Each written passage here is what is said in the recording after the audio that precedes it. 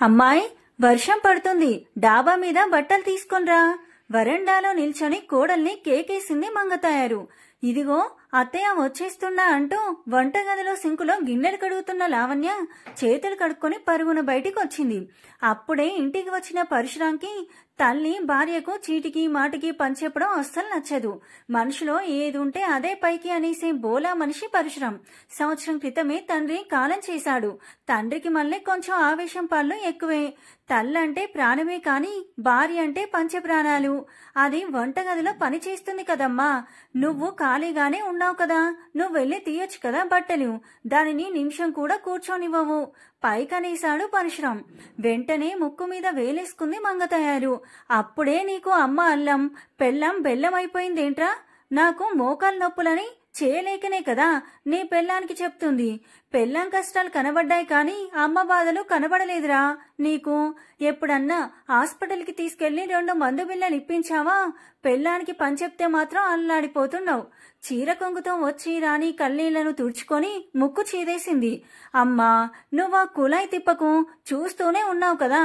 పంటకు తెగులొచ్చింది, దానికి మందులు కొడుతూ అరక్కి వెళ్తూ కూలీలను పెట్టి కలుపు తీయిస్తూ నాకు ఖాళీ ఉంటుందా నిన్న ఆస్పత్రికి తీసుకెళ్లి చూయించడానికి? ఎల్లుండి తీసుకెళ్తాను, కొంచెం ఓపిక పట్టు. ఆర్ఎంపీ దగ్గరికి వెళ్లి నొప్పులకి టాబ్లెట్లు పట్టుకొస్తాను, వెళ్లేదాకా అవి వేసుకో అంటూ లేచి చెప్పులు వేసుకున్నాడు పరశురాం. భుజాల మీద బట్టలు వేసుకొని మెట్లు దిగి, మీ అబ్బాయి ఎక్కడత్తయ్యా? చినుకులు పడుతున్నాయి, టీ చుక్కైనా తాగలేదు, మళ్ళీ బయటికి వెళ్ళాడా? లావణ్య చుట్టూ చూస్తూ అంది. ఆ డాక్టర్ బాబు దగ్గరికి వెళ్ళొస్తానని వెళ్ళాడమ్మాయి. కాళ్ళు పీకేస్తున్నాయి, ఒళ్ళంతా నొప్పులు, కొంచెం అల్లం టీ పెట్టిస్తావా? పడక కుర్చీలో కూర్చొని కాళ్ళు నొక్కుంటూ అంది మంగతాయారు. అయ్యో అత్తయ్య, ఈ జెండుంబాంతో మర్దన చేసుకుంటూ ఉండండి, ఇప్పుడే టీ పట్టుకొస్తాను అంటూ మంగతాయారు చేతికిచ్చి వంటగదిలోకి వెళ్ళింది లావణ్య. జెండుంబాం మూత తీసి అబ్బా, అయ్యో, అమ్మ అని సన్నగా మూలుక్కుంటూ కాళ్ళెదురు స్టూల్ మీద పెట్టుకుని మోకాలు రుద్దుకుంటూ కూర్చుంది మంగతాయారు. కమ్మని వాసన నాసిక పుటాలను అదరగొడుతుంటే తలెత్తి చూసింది. ఎదురుగా వేడి వేడి టీ కప్పుతో కోడలు. తీసుకోండి అత్తయ్య, చల్లారిపోతుంది. పొగలు కక్కుతున్న టీ కప్ చేతికందించింది. నువ్వు ఒక కప్పు తాగి ఆ గిన్నెలు కడిగి వంట పని పూర్తి చేయి అమ్మాయి. వర్షం బాగా పడేలా ఉంది, కరెంటు తీసేస్తారేమో. టీ సిప్ చేస్తూ బయటికి చూస్తూ అంది తను. నీరసంగా ఉన్నా పైకి చెప్పే ధైర్యం లేక అలాగే అత్తయ్య అనుకుంటూ లోపలికి వెళ్ళింది లావణ్య.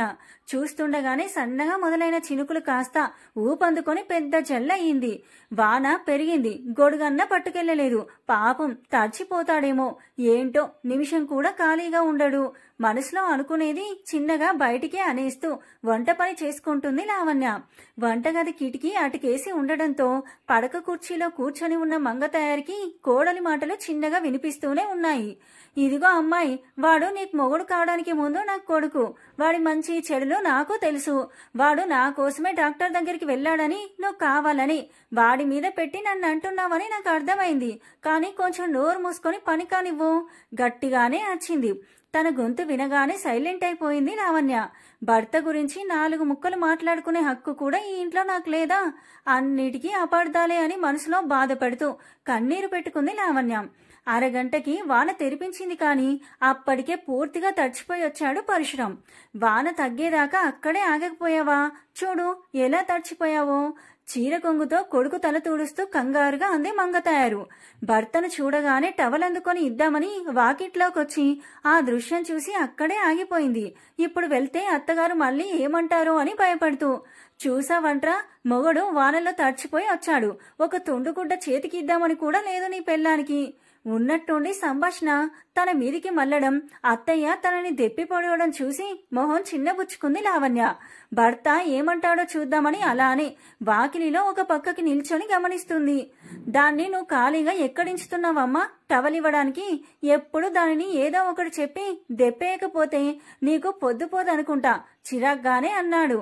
పెళ్ళాం మీద మాట పడనీయో కదా, అక్కడికి నేనేదో గయ్యాలి అన్నట్టు మూతి తిప్పుకుంటూ వెనక్కి తిరిగింది మంగతాయారు. ఆ వెనకే లావణ్య టవల్ పట్టుకుని నిల్చొని ఉండడం చూసి గతుక్కుమంది. అత్తయ్య, టవల్ ఇద్దామని నసుగుతున్న కోడల్ని చూస్తూ వాడి తల తుడిచి బట్టలు మార్చుకోమను, జలుబు చేస్తుంది. ఆ పనైతే ముగ్గురం అన్నం తిందామంటూ తన గదిలోకి వెళ్ళింది మంగతాయారు. వెళ్తున్న తనని చూస్తూ ఇద్దరు చిరునవ్వు నవ్వారు. గొంతు కంచం కాని మనసు కనకం అనుకుంటూ. మంగతాయారు ఒక్కగానొక్క కొడుకు పరశురాం. పేరుకి తగ్గట్టే కొంచెం ఆవేశపరుడు. ఎవరన్నా చిన్న మాటన్నా పడడు. తన వాళ్ళనంటే చూస్తూ ఊరుకోడు. ఆ ఆవేశంలో అప్పుడెప్పుడు తొందరపాటు నిర్ణయాలు కూడా తీసుకునేవాడు. ఏదో గొడవలని వాళ్ళు వీళ్ళు ఏదో అన్నారని 2-3 సార్లు పురుగుల మందు తాగి చావు అంచుల దాకా వెళ్లి తల్లిదండ్రులు కాపాడుకోవడంతో బయటపడ్డాడు. అయినా అదే ఆవేశం. మనసు బంగారం కాని రంగు కొంచెం నలుపు. నల్లగా ఉన్నాడని పిల్లనివ్వడానికి పిల్ల తల్లిదండ్రులు కొంచెం ఆలోచనలో పడడంతో వచ్చిన 2-3 పెళ్లి సంబంధాలు వెనక్కి వెళ్లిపోయాయి. ఇక పెళ్లి కాదేమో అని పరశురాంకి బెంగ పట్టుకుంది. కొడుకు మనసెరిగిన మంగతాయారు భర్తతో కలిసి ప్రయత్నాలు ముమ్మరం చేస్తే అప్పుడు పక్కూరిలో తారసపడిన సంబంధమే లావణ్య వాళ్ళది. లావణ్య రూపవతి, గుణవతి, సౌందర్యవతి. పాలమీగడ వర్ణంలో ముట్టుకుంటే మాసిపోయేలా ఉంటుంది. అంతకు మించి బంగారం లాంటి మనసున్న లావణ్యం చూస్తే తనని చూసే ఆ పేరు పెట్టారేమో అనిపించక మానదు. లావణ్య వారిది దిగువ మధ్య తరగతి కుటుంబం. తల్లిదండ్రులు చిన్నప్పుడే చనిపోతే అన్నయ్య దగ్గర చుట్టాల నీడలో పెరిగింది. వాళ్ళ అన్నయ్యకి చిన్న వయసులోనే చుట్టాల బలవంతంతో చెల్లి కంటే ముందే పెళ్ళయింది. పాప కూడా. తనకి ముందే పెళ్ళవటం, కట్నం సమస్యతో తనకి పెళ్ళెలా చేయాలి అని మదన పడుతున్న వేళలో మంగతాయారు వాళ్ళు కట్నం లేకుండా మా అబ్బాయికి చేసుకుంటామని రావడంతో ఇంకే మాట లేకుండా పెళ్లి ఖాయం చేసుకుని లావణ్యని అత్తారింటికి పంపేసేసి అమ్మయ్య అనుకున్నారు వాళ్ళన్నయ్య వదిన. లావణ్య కాపురానికి వచ్చిన కొన్నాళ్లకి మామగారికి సడన్ గా హార్ట్ స్ట్రోక్ రావడంతో మంగతాయారు పసుపు కుంకుమలు దూరం అయ్యాయి. అప్పట్నుంచి ఇంటి బాధ్యతను పరశురామే తీసుకున్నాడు. 15 ఎకరాల పొలం ఉంది. ఆ పనుల్లో తీరిక చిక్కకుండా ఉంటాడు. ఇక మంగతాయారు విషయానికొస్తే పైకి గంభీరంగా గయ్యాలిలా ఉన్న మనసు మంచిది. కాకపోతే తన అత్తయ్య తనని రాచి రంపాన పెట్టిందని తన కోడల్ని కూడా అలానే అదుపాజ్ఞల్లో పెట్టుకోవాలి అని, లేకపోతే మాట వినదు అని తనలో తానే అనుకుంటూ అలానే ప్రవర్తిస్తూ కొడుకు దృష్టిలోనే కాదు ఊరి జనం దృష్టిలో కూడా గయ్యాలి మంగతాయారుగానే స్థిరపడిపోయింది. ప్రస్తుతం ముగ్గురు భోజనాలు చేశాక రామ్ తన గదిలోకి వెళ్లాడు. లావణ్య గిన్నెలన్నీ సర్ది వంటగది శుభ్రం చేసి తమ గదిలోకి వెళ్లబోతుంటే మంగతాయారు కేకేసింది. అమ్మాయి, కాళ్ళు నొప్పులుగా ఉన్నాయి, కొంచెం కాళ్ళు పడతావు అని. అత్తగారు నిద్రపోయేదాకా కాళ్ళు పట్టి తమ గదిలోకి వెళ్లేసరికి 11 దాటింది. తను మంచం ఎక్కగాని అలసటతో వెంటనే నిద్రలోకి జారుకుంది. భార్య పీక్కుపోయిన మొహం చూస్తూ లోలోన బాధతో గింజుకున్నాడు పరశురాం. భార్య ఇబ్బందులు ఎలా దూరం చేయాలి, అమ్మని ఎలా మార్చాలి, ఏదో ఒకటి చేయాలి అనుకుంటూ చిన్నగా తను కూడా నిద్రలోకి జారుకున్నాడు. ఆ రోజు ఒంట్లో కొంచెం నలతగా ఉండడంతో 5 గంటలకు మెలకు వచ్చి పక్కన చూసుకున్నాడు రామ్. పక్కలో లావణ్య కనిపించలేదు. ఇంట్లో ఉన్నది ముగ్గురం. అంత పనేముంటుంది? ఇంత పొద్దున్నే లేచి ఏం చేస్తుంది ఇది? కొంచెం సేపు పడుకోవచ్చు కదా అని మనసులో అనుకుంటూ ఇంకో దిక్కు తిరిగి పడుకున్నాడు. మళ్లీ మెలకు వచ్చేసరికి 7 దాటింది. దిగ్గున లేచి కూర్చున్నాడు రామ్. ఏంటిది ఇలా మొద్దు నిద్ర పట్టేసింది అనుకుంటూ చిన్నగా లేచి పెరట్లోకి వచ్చాడు. అక్కడే ఉన్న వేప చెట్టు పుల్లని విరుచుకొని నోట్లో పెట్టుకుని పళ్ళు రుద్దుతూ చుట్టూ చూస్తున్నాడు. పెరట్లో కుళాయి దగ్గర బట్టలు నానబెడుతూ కనిపించింది లావణ్య. 2 పెద్ద బకెట్ల నిండా బట్టలున్నాయి. ఇంట్లో ఉన్నది ముగ్గురం. అన్ని బట్టలేంటా అని పరిశీలనగా చూస్తే అవన్నీ దుప్పట్లు. ఆ వెనకే మంచం మీద బెడ్షీట్ పట్టుకుని వచ్చింది మంగతాయారు. ఇదిగో అమ్మాయి, ఈ బెడ్షీట్ కూడా మాసింది, నీళ్లలో ముంచేయి, బకెట్లో పడేలా వేస్తూ అంది. రామ్కి భార్యను చూడగానే ఎందుకో గుండె మెలిపెట్టినట్టయింది. మౌనంగా లోపలికి వెళ్లి మొహం కడుక్కొని స్నానం చేసుకుని బయటికి రాగానే మంగతాయారు కేకేసింది. టిఫిన్ చేద్దాం రారా అని. అమ్మా, దానిని కూడా పిలువు, ముగ్గురం తిందాం. డైనింగ్ టేబుల్ మీద గిన్నెలు మూతలు తీసి చూస్తూ అన్నాడు రామ్. ఇడ్లీ, పెసరెట్, ఉప్మా ఉన్నాయి. ఇన్ని ఎప్పుడు చేసిందో పాపం అనుకున్నాడు మనసులో. తను కేకేయడంతో పైట కొంగుతో మొహం తుడుచుకుంటూ లావణ్య మంగతాయారు వెనకే వచ్చింది. టిఫిన్ తిందాం, కూర్చో అమ్మాయి అంది తను కుర్చీలో కూర్చుంటూ. నేనింకా బ్రష్ చేయలేదత్తయ్య, బట్టలయ్యాక ఒకేసారి స్నానం కానిచ్చి తింటాను, మీరు తినండి అంది నుదుటికి పట్టిన చెమటను మోచేతితో తుడుచుకొని. నేనదే చెప్తే వీడు వినేలా లేడు తల్లి, పెరట్లోకి ఎండొస్తుంది. నిజమే, ముందా పని కానిచ్చిరాపో అంది కొడుకుకి తనకి ప్లేట్లో వడ్డించుకుంటూ. తను సరే అని వెళ్లిపోయింది. వెళ్తున్న భార్యని బాధగా చూస్తూ, టిఫిన్లో ఇన్నెందుకమ్మా, ఏదో ఒకటి చేస్తే అయిపోయేది కదా, ఇంత కష్టం ఎందుకు, పెసరెట్టు చిన్న ముక్క తుంచి చట్నీలో ముంచి నోట్లో పెట్టుకుంటూ అన్నాడు రామ్. నీకు పెసరెట్టు ఉప్మా ఇష్టం కదరా, నాకేమో ఇడ్లీ అయితేనే నోట్లోకి పోతుంది, అందుకే చేయమంటే చేసింది అంది ఇడ్లీ ముక్క నోట్లో కుక్కుకుంటూ. దానితో ఇన్ని చేయించావు, దానికేమిష్టమో ఎప్పుడన్నా కనుక్కున్నావా అమ్మా, తనకి ఇష్టమైనది చేసుకోమని ముందు తినమని ఎప్పుడన్నా అన్నావా? ఎందుకమ్మా దాని ఇష్టాలు అస్సలు పట్టించుకోవు, ఎప్పుడు పని గురించి తప్ప తనతో ప్రేమగా మాట్లాడవు, తన మనసేంటో తెలుసుకోవు నిర్వేదంగా అన్నాడు రామ్. ఆ మాట వింటూనే మంగతాయారి మొహంలో రంగులు మారిపోయాయి. నువ్వేంట్రా పొద్దస్తమానం పెళ్ళాం జపం చేస్తావు, నిన్ను కాని ఇంత పెద్ద చేసిన తల్లంటే మాత్రం నీకు చిన్న చూపు, ఎప్పుడు పెళ్ళం కష్టపడుతుందని ఓ తెగ ఇదైపోతూ ఉంటావు, అసలు ఇంట్లో పనులు కూడా చేసుకోకపోతే నీ పెళ్ళాం ఎందుకురా, కోపంగా అంది మంగతాయారు. కదిలిన తేనె తిట్టని ఇంకా కదిలించడానికి సమయం కాదని ఏదో తిన్నా అనిపించి చేతులు కడుక్కొని మౌనంగా లేచాడు రామ్. లావణ్య పనంతా అయ్యేసరికి 10:30 దాటింది. ఇంత తిన్నా అనిపించి వంటగదిలో మళ్ళీ మధ్యాహ్నం వంట ఏర్పాట్లలో గిన్నెలు కడగడంలో మునిగిపోయింది.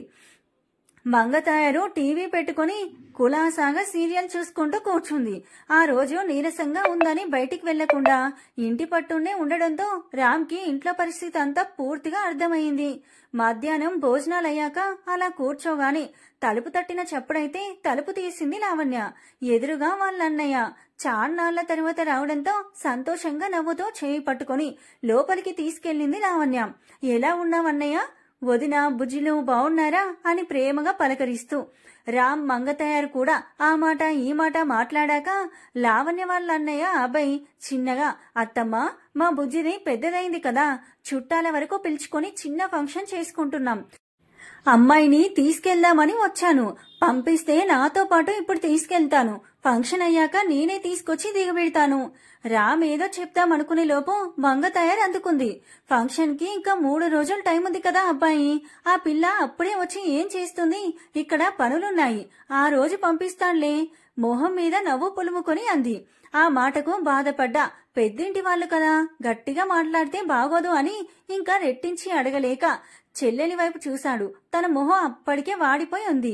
చేసేదేం లేక చెల్లెలి తల నిమిరి, ఫంక్షన్ రోజన్నా మీ వారు అత్తయ్యతో కలిసి ఉదయాన్నే రమ్మని వెనుదిరిగాడు. వెళ్తున్న అన్నయ్య వైపే బాధతో చూస్తూ ఉండిపోయింది లావణ్య. రామ్ భార్య మనసు గుర్తించిన వాళ్ళమ్మ ఒక మాట తనొక మాట మాట్లాడితే బాగుండదని సైలెంట్ గా ఉండిపోయాడు. ప్రతి ఆడపిల్లకి పుట్టింటిపైన మమకారంతో పాటు అధికారం కూడా ఉంటుంది. ఏ శుభకార్యం జరిగినా తన చేతుల మీదుగా జరగాలి అని, తను ఆడి పాడిన ఇంట్లో తన వారి మధ్యలో సందడిగా గడపాలని ఆశ ఉంటుంది. పెళ్లి తర్వాత తన ఆశలన్నీ అంచుకున్నా ఆ ప్రేమ మాత్రం అంతకంతకు పెరుగుతూనే ఉంటుంది. అలానే తమని ఏమన్నా తట్టుకుంటారు కానీ పుట్టింటి వారిని మాట అంటే మాత్రం తట్టుకోలేరు. ఈ ఆశలకి కోరికలకి లావణ్య అతిథురాలు కాదు కదా. తన పెళ్ళయ్యాక పుట్టింట్లో జరిగే మొదటి శుభకార్యానికి అలా చుట్టపు చూపుగా వెళ్లాల్సి వస్తుందని లోలోన చాలా బాధపడింది కానీ పైకి ఏమీ అనలేదు. ఆ రోజు రాత్రి అత్తగారు భర్త అన్నం తినమన్నా ఆకలి లేదంటూ అలానే గదిలోకి వెళ్లి పడుకుంది. స్టూల్ మీద గ్లాస్ పెట్టిన చప్పుడు విని పక్కకు తిరిగి చూసింది లావణ్య. చేతిలో అన్నం ప్లేట్తో భర్త. లావణ్య లేచి, ఒక ముద్ద తింటా, మళ్ళీ ఉదయాన్నే లేస్తావు, నీరసం వస్తుంది, కొంచెం తిని పడుకో, లావణ్య రెక్క పట్టుకుని లేపుతూ అంటున్నాడు రామ్. నాకు ఆకలిగా లేదు రామ్, వద్దు, తల వంచుకొనే అంది. పిచ్చిదానా, మీ అన్నయ్యతో పంపించలేదు అని అలిగావు కదా, అమ్మ నిన్ను విడిచి ఉండలేదే, నాకంటే అమ్మకి నువ్వే ఎక్కువ ఇష్టం, 3 రోజులంటే ఎలా పంపిస్తుంది మరి, ఫంక్షన్ రోజు అందరం వెళ్దాం కానీ నాకు తెలిసే నువ్వు ఎంత కష్టపడుతున్నావో, లోపల ఎంత బాధపడుతున్నావో, అమ్మకి నువ్వంటే ప్రాణం, అయినా చాదస్తం ఎక్కువ, అదే నీ మీద నా మీద చూపిస్తుంది, తనకి ఉంది నువ్వు నేనే కదా, అర్థం చేసుకోవాలి, తనకి నేను చిన్నగా సర్ది చెప్తాను, ఎక్కువ ఆలోచించి మనసు పాడు చేసుకోకు, వారంలో అమ్మని నీకు అమ్మగా మార్చే బాధ్యత నాది, నా మాట విని ముందు ఎంగిలిపడు, భార్య నోటిలో ముద్ద పెడుతూ అన్నాడు. లావణ్యకి కళ్ళ వెంట నీరు కారిపోతూనే ఉన్నాయి. తల్లిదండ్రులు కోల్పోయి ప్రేమకి మొహం వాచి ఉన్న తన జీవితంలోకి వారి ప్రేమకి మించిన ప్రేమ వెల్లువలా వచ్చిన భర్తను చూస్తూ తన అదృష్టానికి పొంగిపోతూ ఆనందంలో భర్తని గట్టిగా హత్తుకొని అంది. ఈ ప్రేమ ఎప్పటికీ ఇలానే ఉండాలి రామ్, నన్నెప్పటికీ విడిపోవు కదా, కంటి నిండా నీళ్లతో అంది. పిచ్చిదానా, నిన్ను వదిలేయడం అంటే నా ఊపిరి వదిలేసినట్టే. ఆ మాట పూర్తి కాకముందే నోటిని తన చేతితో మూసి చిన్నగా మందలించినట్టు ఏంటా మాటలు అంది. తన కోపాన్ని చూసి రామ్ నవ్వుకున్నాడు. రామ్ చేతులతో కడుపు నిండా తిని మనసు నిండా తన ప్రేమను నింపుకొని ఆదమర్చి పసిపిల్ల వలె భర్త కౌగిట్లో ఒదిగి నిద్రలోకి జారుకుంది లావణ్య. ఎప్పటిలానే తెల్లారింది. రోజు వారి ఇంటి పనిలో మంగతయారు గారి సారథ్యంలో లావణ్య ఎప్పట్లానే చెమటలు కక్కుతుంది. అమ్మ ఒకప్పటి కోడలే కదా, తనెందుకు అర్థం చేసుకోవట్లేదా అని దీర్ఘాలోచనలో తన మేధోమదన కార్యక్రమంలో రామ్ కూడా బిజీగా ఉన్నాడు. ఎవరి పనుల్లో వాళ్ళుండగా 11 దాటాక తలుపు కొట్టిన చప్పుడైతే లావణ్య వెళ్లి తలుపు తీసింది. మా అమ్మాయికి నీళ్లొస్తున్నాం, చలివిడితో తాంబూలం తీసుకుని వెళ్దవురా అమ్మాయి అని బొట్టు పెట్టి వెళ్ళింది. తమ కాలనీకి 2 వీధుల అవతల ఉండే కాంతమ్మ. అమ్మాయి వంట పని అయింది కదా, తాంబూలానికి వెళ్ళిరా, నేను వెళ్దామంటే నాకు మోకాళ్ళ నొప్పులు కదా, ఓపిక లేదు. సోఫాలో కూర్చొని టీవీ చూస్తూ కాళ్ళెత్తుకుంటూ అంది మంగతయారు. లావణ్య అటు వెళ్ళగానే టీవీ కట్టేసి తల్లి పక్కన సెటిల్ అయ్యాడు రామ్. ఏమన్నా అడగాలంట్రా, టీవీ ఎందుకు కట్టేశావు? అత్త బంగారం కోడలు కొరివికారం సీరియల్ వస్తుంది, మంచి పట్టులో ఉండగా ఆపావే, తెగ బాధపడిపోతూ అంది మంగతయారు. అవునమ్మా, మాట్లాడాలి. లావణ్యని వాళ్ళ అన్నయ్య తీసుకెళ్తానని వస్తే ఎందుకు వద్దన్నావు? అది మాత్రం ఎక్కడికెళ్తుంది, పంపిస్తే బావుండేది కదా చిన్నగా అన్నాడు రామ్. కొడుకు అలా అడగగానే కోపం వచ్చినా సంభాలించుకుంది. అలా అడగగానే ఇలా పంపిస్తే మనకి విలువెక్కడిస్తారా? వాళ్ళు ఎస్ అంటే మనం నో అనాలి, వాళ్ళు నో అంటే మనం ఎస్ అనాలి. అప్పుడే ఆ లేనోళ్ళకి మనం అంటే భయం, భక్తి, గౌరవం ఉంటాయి. అయినా తను 3 రోజుల ముందే ఆ ఇంట్లో పెద్ద ఫంక్షన్కి వెళ్ళి అక్కడ వెలవెట్టేది ఏముంది ఈవిడ గారు? వెళ్ళకపోతే అక్కడ పనులేం ఆగిపోవులే, పుల్ల విరిచినట్టు అంది మంగతయారు. ప్రేమ మాట దేవురెడుగు, లావణ్య మీద కనీసం గౌరవం కూడా లేదు. తన ప్రవర్తన సరికాదని అమ్మకి ఎలా చెప్పాలి మనసులో ఆలోచిస్తున్నాడు రామ్. అమ్మ, నానమ్మ చనిపోయి చాన్నాళ్ళైనా తనని నువ్వు ఇంకా మర్చిపోలేదు కదా. ఉన్నట్టుండి సంభాషణ అటెందుకు మళ్ళీందో అర్థం కాకపోయినా తన అత్తగారి ప్రస్తావన రాగానే తన గుండెల్లో వేదన పంచుకోవాలి అని మాత్రం అనిపించింది మంగతయారు గారికి. మర్చిపోయే మనిషా మీ నానమ్మ? చచ్చి ఏలాకాన ఉందో కాని ఇప్పుడు నాకు తగులుకున్న మోకాళ్ళ నొప్పులన్నీ ఆవిడ గారి పుణ్యమే. మహాతల్లి బతుకున్నాళ్ళు సాధించుకొని తిన్నది, చచ్చాక ఈ నొప్పులు వదిలి వెళ్లిపోయింది అక్కాసుగా అంది మంగతయారు. నీ నొప్పులకి తనకి సంబంధం ఏంటమ్మా? ఆసక్తిగా అడుగుతున్న కొడుకుని చూడగానే ఉత్సాహంగా చెప్పడం. నీకు మళ్ళీ మీ నానమ్మకు కూడా మీ నాన్నగారు ఒక్కరే సంతానం.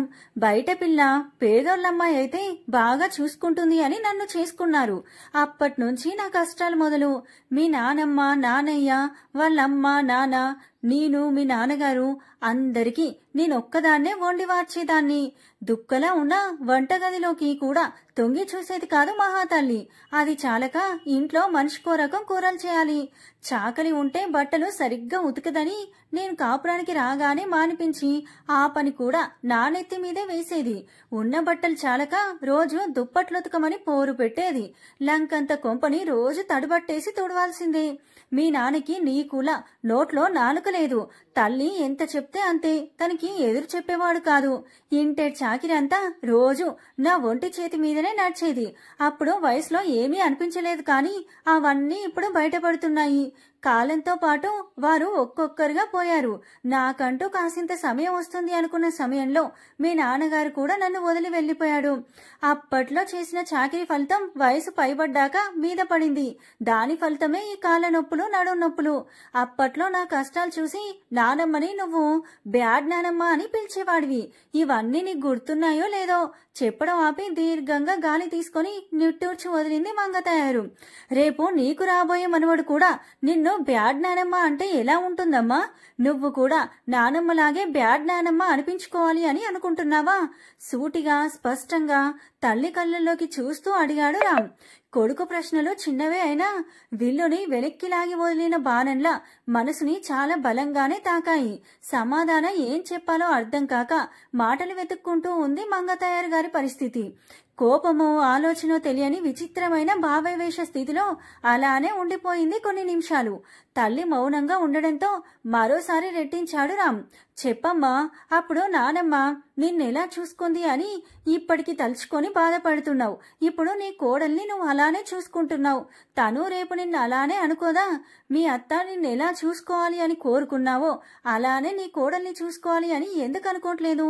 కోడలి మనసుని అధికారంతో గెలవాలి అనుకుంటున్నావు, కానీ అదే మనసుని ప్రేమతో కూడా గెలవచ్చని మర్చిపోతున్నావు. ఎందుకమ్మా తెలిసి తప్పటడుగులు వేయడం? ఎంత మంచివారైనా తమ నిస్సహాయతను అధికారంతో వాడుకోవాలని చూసేవారిని చూసి భయపడతారు కానీ ప్రేమించలేరమ్మా. ఇప్పుడు నీ కోడలి పరిస్థితి కూడా అదే. దానికి నువ్వంటే భయం మాత్రమే, ప్రేమని మాత్రం ఇంకా పొందలేదు. మనం తన బీదరికాన్ని చూసి జాలిపడి ఇంటి కోడల్ని చేసుకున్నామనే గౌరవంతో నిన్ను మనసులో దేవతగానే చూస్తుంది. నువ్వు ఆ స్థానాన్ని పొందే అర్హత కోల్పోతున్నావేమో అని నా అనుమానంగా ఉందమ్మా. ముక్కు మోహం తెలియని వాడిని తాళి కట్టానన్న ఒకే ఒక్క కారణంతో, బంధం మీద నమ్మకంతో తన జీవితాన్ని నా కాళ్ల కింద పెట్టి నేను పంచే పిరికెడి ప్రేమకు మురిసిపోతుందమ్మా. అది ఆడపిల్ల అత్తింట్లో ఎన్నో అవకాశాలతో అడుగు పెడుతుంది. అత్త అమ్మలా ఉంటే బావుండు అని, భర్త తండ్రిలా తనని కాచుకొని చూసుకుంటే బావుండు అని, అత్తింట్లో పుట్టినిల్లును మరిపించే ప్రేమ దొరుకుతుంది అని చాలా చాలా అనుకొని వస్తుంది. వాటిలో కొన్నైనా లావణ్యకి తీరుతున్నాయి అంటావా? గొంతులో ఆవేశం లేదు, ఏదో ఆక్రోశం మాత్రమే నినదిస్తున్నట్టు ఉంది ఆ కంఠం. అరిచి గొడవ చేస్తుంది అనుకున్న తల్లి మౌనంగా ఉండడంతో రామ్ మనసు కొంచెం కుదుట పడింది. అప్పుడే పేరంటానికి వెళ్లిన లావణ్య తాంబూలంతో తిరిగి వచ్చింది. తాంబూలంతో ఇచ్చిన అరిసెను 2 ముక్కలుగా తుంచి ఇద్దరి చేతికి అందించి నవ్వుతూ అంది, అబ్బాయి బొమ్మలా ఉన్నాడత్తయ్య. చూడగానే ముద్దొచ్చేశాడు. తన మాటలు వింటుంది కానీ తనేం మాట్లాడలేదు. వాన వెరిసిన తర్వాత వాతావరణంలా ఉంది తన మనసు. ఏదో తేడాగా ఉంది అనుకుని భర్త వైపు చూసింది. తను గమనించి చిన్నగా నవ్వాడు. ఏం లేదు అంటూ సైగ చేస్తూ. ఆ రోజంతా మంగతయారు గారు మౌనంగానే ఉంది. సాయంత్రానికి స్నేహితులను కలిసి వస్తానని బయటికి వెళ్లాడు రామ్. చీకటి పడే వేళకు ఇంటికి చేరాడు. తన మొహంలో విపరీతమైన అసహనం. అప్పటి వరకు మామూలుగా ఉన్న భర్త అలా ఎందుకు ఉన్నాడో అర్థం కాక బిక్కమొహం వేసింది లావణ్య. సాయంత్రం భోజనాల మీద కూర్చున్నారు కానీ కూరలో ఉప్పు లేదు, కారం లేదు, వంట చేయడం కూడా రాదా అంటూ విసిరి కొట్టి పైకి లేచాడు రామ్. భర్త ప్రవర్తనకి లావణ్య బెంబేలెత్తిపోయింది. ఎప్పుడు పల్లెత్తి మాట కూడా అనని భర్త అలా ఎందుకు చేశాడో అర్థం కాక కంట నీరు పెట్టుకుంది. మంగతయారు కొడుకుని ఏం జరిగిందిరా అని ఎంత అడిగినా ఏం చెప్పలేదు. ఉదయానికి మామూలవుతాడులే, ఏం జరిగిందో తెలుసుకుందాం, కంగారు పడకు అని భయపడుతున్న కోడల్ని ఓదార్చి తన గదిలోకి వెళ్లిపోయింది మంగతయారు. ఆ రాత్రి అంతా ఏడ్చినా రామ్ అన్నం తినలేదు. ఏమైంది రామ్ అని మళ్ళీ అడిగేసరికి నన్ను ప్రశాంతంగా వదలవా, నీ తల్లొప్పేంటి నాకు అని కోపంగా అరవడంతో ఇంకేం మాట్లాడలేక మౌనంగా ఏడ్చుకుంటూ పడుకుంది లావణ్య. సమయం అర్ధరాత్రి 12 దాటింది. రామ్ ప్రవర్తనకు ఏడ్చి ఏడ్చి ఉన్న లావణ్య కళ్ళు అప్పుడే చిన్నగా మూతలు పడ్డాయి. సారీ లావణ్య, నేను నీకు అన్యాయం చేశాను. అస్పష్టంగా వినబడుతున్న రామ్ గొంతు విని కంగారుగా కళ్ళు తెరిచి తన వైపు తిరిగింది లావణ్య. రామ్ మోములో ఆందోళన. ఆ మస్క బెడ్ లైట్ కాంతిలో కూడా స్పష్టంగానే గోచరిస్తుంది. రామ్ బుగ్గలు తడుముతూ లేపుతూ అంది, ఏమైంది రామ్, కలేమైనా వచ్చిందా? ఈ కలవరింపులేంటి? ఏం లేదు లావణ్య, ఏదో పీడకల వచ్చింది, నువ్వు పడుకో. కళ్ళు తెరిచి లావణ్య మోము తదేకంగా చూస్తూ అనేసి తను అందించిన వాటర్ బాటిల్లో నీళ్లు 2 గుటకలు తాగి పక్కకి పెట్టాడు. బాగా ఏడవడం వల్ల కళ్ళు ఎర్రగా ఉబ్బిపోయి ఉన్నాయి. ఎర్రరైన తన చెక్కిళ్ళు ఇంకా ఎరుపును పులుముకొని వానలో తడిసిన కలువలా ఉంది తన మోము. రామ్ అలా అనగానే ఇంకేం మాట్లాడలేక మౌనంగా ఒక పక్కకి ముడుచుకొని పడుకుంది లావణ్య. తనలా చూడగానే రాత్రి తన ప్రవర్తన గుర్తొచ్చి తన మీద తనకే అసహ్యం వేసింది రాముకి.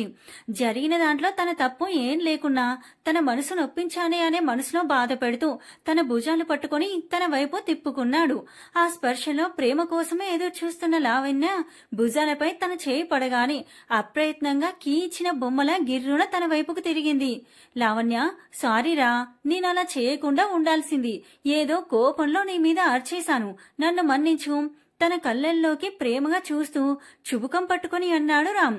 తన మాట అనగాని తనని గట్టిగా హత్తుకొని వెక్కి వెక్కి ఏడ్చింది లావణ్య. నీ ప్రేమని తప్ప కోపాన్ని నేను తట్టుకోలేను రామ్. ఆ కోపంలో నన్ను దూరంగా పెడితే అస్సలు తట్టుకోలేను.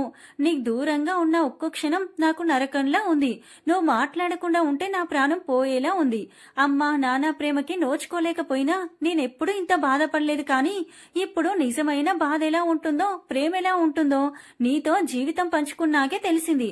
నాలో సగం కాదు రామ్, పూర్తిగా నువ్వే నిండిపోయావు. నీ ప్రేమతో నన్ను పిచ్చిదాన్ని చేశావు. నేను కాదు నువ్వు. కోపం వస్తే కొట్టు తిట్టు, అంతేగాని నాకెప్పుడు దూరంగా ఉండాలని అనుకోకు రామ్. ప్లీజ్ రామ్. గుండెల్లో తలదాచుకొని ఏడుస్తూ అంది లావణ్య. చిన్న పిల్లల ఎక్కిళ్ళు పెడుతూ తన గుండెని తడిపినా తన ప్రేమని తలుచుకొని తన అదృష్టానికి పొంగిపోతూనే ఈ చిన్న దూరానికే ఇది ఇలా అయిపోయింది. భవిష్యత్తులో నేనేమన్నా జరగరానిది జరిగితే ఏమవుతుందో పిచ్చిది అనుకుంటూ తనని బలంగా గుండెలకు హత్తుకున్నాడు. పిచ్చిదానా, నీకు దూరంగా నేనెక్కడికి వెళ్తానే? ఒకవేళ చచ్చినా నీ చుట్టే దయమై తిరుగుతాను, కానీ నిన్ను వదిలిపోయాను. నేనున్నా లేకున్నా ధైర్యంగా ఉండాలి, కానీ ఇలా డీలా పడిపోవద్దు. అయినా ఇంతకు ముందు కూడా చెప్పా కదా, నిన్ను విడిచి వెళ్లడం అంటే నా శ్వాస ఆగిపోయినట్టే అని. తన నోటికి తన చేతితో మూస్తూ అలా మాట్లాడొద్దని ఎన్నిసార్లు చెప్పారాం. అయినా ఎందుకు ఇలా చేస్తావు? మనసులో బాధ, కళ్ళల్లో కోపంగా మారేసరికి వింతగా మెరుస్తూ ఉంది తన వదనం. చంద్రబింబంలా మెరుస్తున్న తన మోమును అపురూపంగా చేతుల్లోకి తీసుకొని గుండెలకి హత్తుకొని అన్నాడు. కిటికీలో నుంచి కనువిందు చేస్తున్న జాబిల్లి పూర్తిగా మబ్బుల చాటికి వెళ్లి దాక్కుంది. సూర్యుని లేలేత కిరణాలు సూటిగా కళ్ళల్లోకి పడగాని దిగ్గున కళ్ళు తెరిచింది లావణ్య. పక్కనే రామ్ తనని పొదివి పట్టుకుని పసిపాపలా నిద్రపోతున్నాడు. చిన్నగా తన చెయ్యి తీసి పక్కకు పెట్టి, అమ్మో ఏడైంది, అత్తయ్యగారు ఏమంటుందో ఏమో అనుకుంటూ కంగారుగా లేచి చీర సర్దుకొని బయటికొచ్చింది. ఎప్పట్లానే నిద్రమొహం కడుక్కొని చీపురు బకెట్ నీళ్లు తీసుకొని బయటికి రాగానే వాకిట్లో అందమైన ముగ్గు దర్శనమిచ్చింది. ముచ్చటైన ఆ ముగ్గుని చూడగానే ఆశ్చర్యపోవడం తన వంతైంది. చిన్నగా వంటగదిలోకి వచ్చేసరికి గిన్నెలన్నీ కడిగేసి వంట అరుగు శుభ్రంగా కడిగేసింది. షాక్ మీద షాకులు.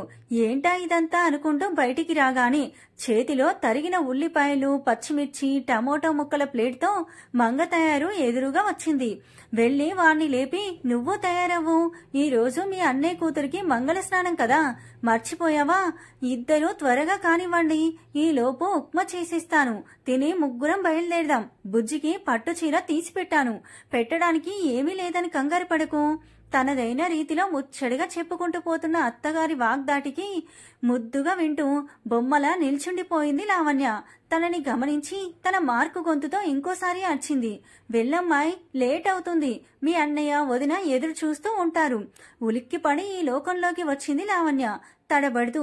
ఆ సరే అత్తయ్య, వెళ్తున్నా అంటూ పరుగులా వెళ్తున్న తనని చూస్తూ నవ్వుకుంది మంగ తయారు. రామ్, ఈ రోజు బుజ్జిదానికి మంగళ స్నానం చేస్తారు. అత్తయ్య మనల్ని తయారవమంటుంది. ముగ్గురం టిఫిన్ చేసి వెళ్దామంది. త్వరగా రెడీ అవ్వు. తనని లేపి తను బాత్రూంలోకి దూరింది. కుంకుమ రంగు బార్డర్తో లేతాకుపచ్చ రంగులో ఉన్న తమ పెళ్లి చీరని కట్టుకుని తయారైంది. అప్పటికి రామ్ అలానే నిద్రపోతూ ఉంటే మరోసారి లేపింది. రామ్, ఈ రోజు నీకేమైంది? ఎప్పుడూ ఉదయాన్నే 5ంటికి లేస్తావు. ఆరోగ్యం బాగోలేదా? నుదుటి మీద చెయ్యి వేయగానే లేచి కూర్చొని తనని రెప్పకొట్టకుండా చూస్తూ ఉన్నాడు రామ్. నువ్వెప్పుడు ఇలానే నిండుగా లక్ష్మీదేవిలా ఉండాలి లావణ్య. అబ్బా రామ్, తర్వాత తీరిగ్గా నీ కోరికలు చెప్పొచ్చు, కానీ ముందులే, రెక్క పట్టుకొని లేపుతూ అంది లావణ్య. సరిగ్గా అప్పుడే మంగ తయారు లోపలికొచ్చింది. తనని చూడగానే కంగారుగా చెయ్యి వదిలేసింది. మంచం మీద దబ్బున పడ్డాడు. నడుం పట్టుకుని చచ్చాన్రోయ్ దేవుడా అనుకుంటూ తల్లి వైపు చూశాడు. చిత్రంగా తను కూడా లేతాకుపచ్చ చీరలోనే కట్టుకుని ఉంది. ఏంట్రా, ఇంకా కాలేదా మీది? ఇంకెప్పుడు వెళ్దాం? ఎండవుతుంది. లేట్ అయితే బావుండదు, కానివ్వర్రా బతిమాలుతూ అంది మంగ తయారు. ఒకే రంగు చీరలో ముచ్చటగా ఉన్న తల్లిని భార్యను చూసి మురిసిపోతూ బలవంతంగా బాత్రూంలోకి దూరాడు. టిఫిన్లయ్యాక వెళ్లే టైంకి అన్నాడు, అమ్మా నేను రాలేను, బాగా తలనొప్పిగా ఉంది, నువ్వు లావణ్యం తీసుకుని వెళ్ళు, అడిగితే అబ్బాయికి ఒంట్లో బాగోలేక రాలేదని చెప్పు. లావణ్య ఏడుపు మొహంతో అంది, రామ్ నువ్వు రాకుండా ఎలా వెళ్ళాలి? సరే అత్తయ్య వెళ్తుంది, తలనొప్పి అంటున్నావు కదా, నేనుండిపోతాను. అరే ఏం కాదులేవే, నువ్వు అమ్మతో వెళ్ళిరా, ప్రతిదానికి డీలా పడిపోకు, తలనొప్పే కదా, రెస్ట్ తీసుకుంటే తగ్గిపోతుంది, వెళ్ళండి, ఇప్పటికే ఆలస్యమైంది తొందర పెడుతూ అన్నాడు రామ్. రామ్ ఏదన్నా అనుకుంటే ఎవరెంత చెప్పినా వినడు అని తల్లికి తెలుసు కనుక మంగతాయారు ఇంకా రెట్టించలేదు. పోనీలే అమ్మాయి, మనం వెళ్ళి వచ్చేద్దాం.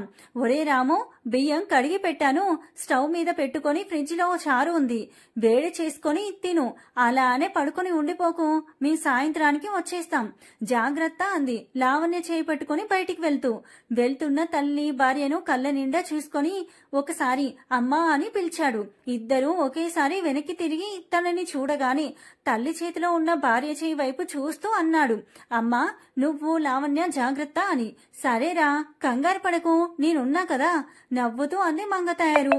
లావణ్య పుట్టిల్లు పక్క ఊరే కావడంతో ఆటోలో పావుగంటలో చేరిపోయారు. సరిగ్గా 9:30కు దిగిన చెల్లిని పెద్దావిడని సాదరంగా ఆహ్వానించి ఉన్నంతలో చక్కగా మర్యాద చేశారు ఆబాయి దంపతులు. మంగతాయారు బంధువులందరితో మాట్లాడుతూ ఉంటే లావణ్య మేనకోడల దగ్గరికి వెళ్లి తనని అలంకరించడంలో, ఆనందాన్ని ఆస్వాదించడంలో మునిగిపోయింది. తన అత్తగారు తీసుకున్న పట్టు చీర పెట్టి అలంకరణ పూర్తి చేసి తన కళ్ళ ముందు ఉన్న పుత్తడి బొమ్మలా ఉన్న బుజ్జిని అలానే చూస్తూ ఉండిపోయింది. తన చేతుల్లో పెరిగిన పిల్ల అప్పుడే ఎంత పెద్దదైపోయింది అని మొటికలు విచ్చి దిష్టి తీస్తూ, రేపో మాపో నిన్ను ఓ అయ్య చేతిలో పెట్టేస్తే ఓ పనైపోతుందే బుజ్జి అని ఆట పట్టిస్తూ నవ్వుతూ అంది లావణ్య. పో అత్త, అప్పుడే నాకు పెళ్ళేంటి, నేనింకా చిన్న పిల్లనే, సిగ్గుపడుతూనే అత్త కౌగిల్లో ఒదిగిపోయింది ఆ చిన్నారి. అలా తన వారి మధ్యలో సందడి చేస్తూ సంతోషంగా గడిపింది లావణ్య. రామ్ తలనొప్పని రాలేదని బాధపడిన అత్తగారు చెల్లెల్ని ప్రేమగా దగ్గరికి తీసుకుని మాట్లాడడం, తను సంతోషంగా ఉండడం చూసి ఆ బాధ మర్చిపోయాడు అభయ్. వేడుకలో బంధువులందరి చూపులు బంగారు బొమ్మలా ఉన్న లావణ్య మీదే. నీ కోడలు లక్ష్మీదేవిలా ఉంది మంగతాయారు, నీ కొడుకు చాలా అదృష్టవంతుడు అంటుంటే మంగతాయారు కూడా పొంగిపోయింది. అతి కొద్ది మంది బంధువుల సమక్షంలో ఉన్నంతలో పొద్దికగా ఏ లోటు రాకుండా చక్కగా వేడుకను జరిపించిన ఆ దంపతులను మంగతాయారు మెచ్చుకుంది. ఆ ఆప్యాయతకే ఉబ్బి తబ్బైపోయారు ఆ జంట. అత్తగారు అందరిలో ఎలా ఉంటుందో అని భయపడిన లావణ్య అన్నయ్య వదినలతో ప్రేమగా పలకరించడం, అంతే ప్రేమగా తనని గౌరవించడం చూసి ఊపిరి పీల్చుకుంది. భోజనాలయ్యి సాయంత్రం గడిచేసరికి వచ్చిన బంధువులు ఒక్కొక్కరుగా వెళ్లిపోయారు. సందడిగా ఉన్న ఆ ఇల్లు చిన్నగా నిశ్శబ్దం లోగిల్లోకి జారుకుంది.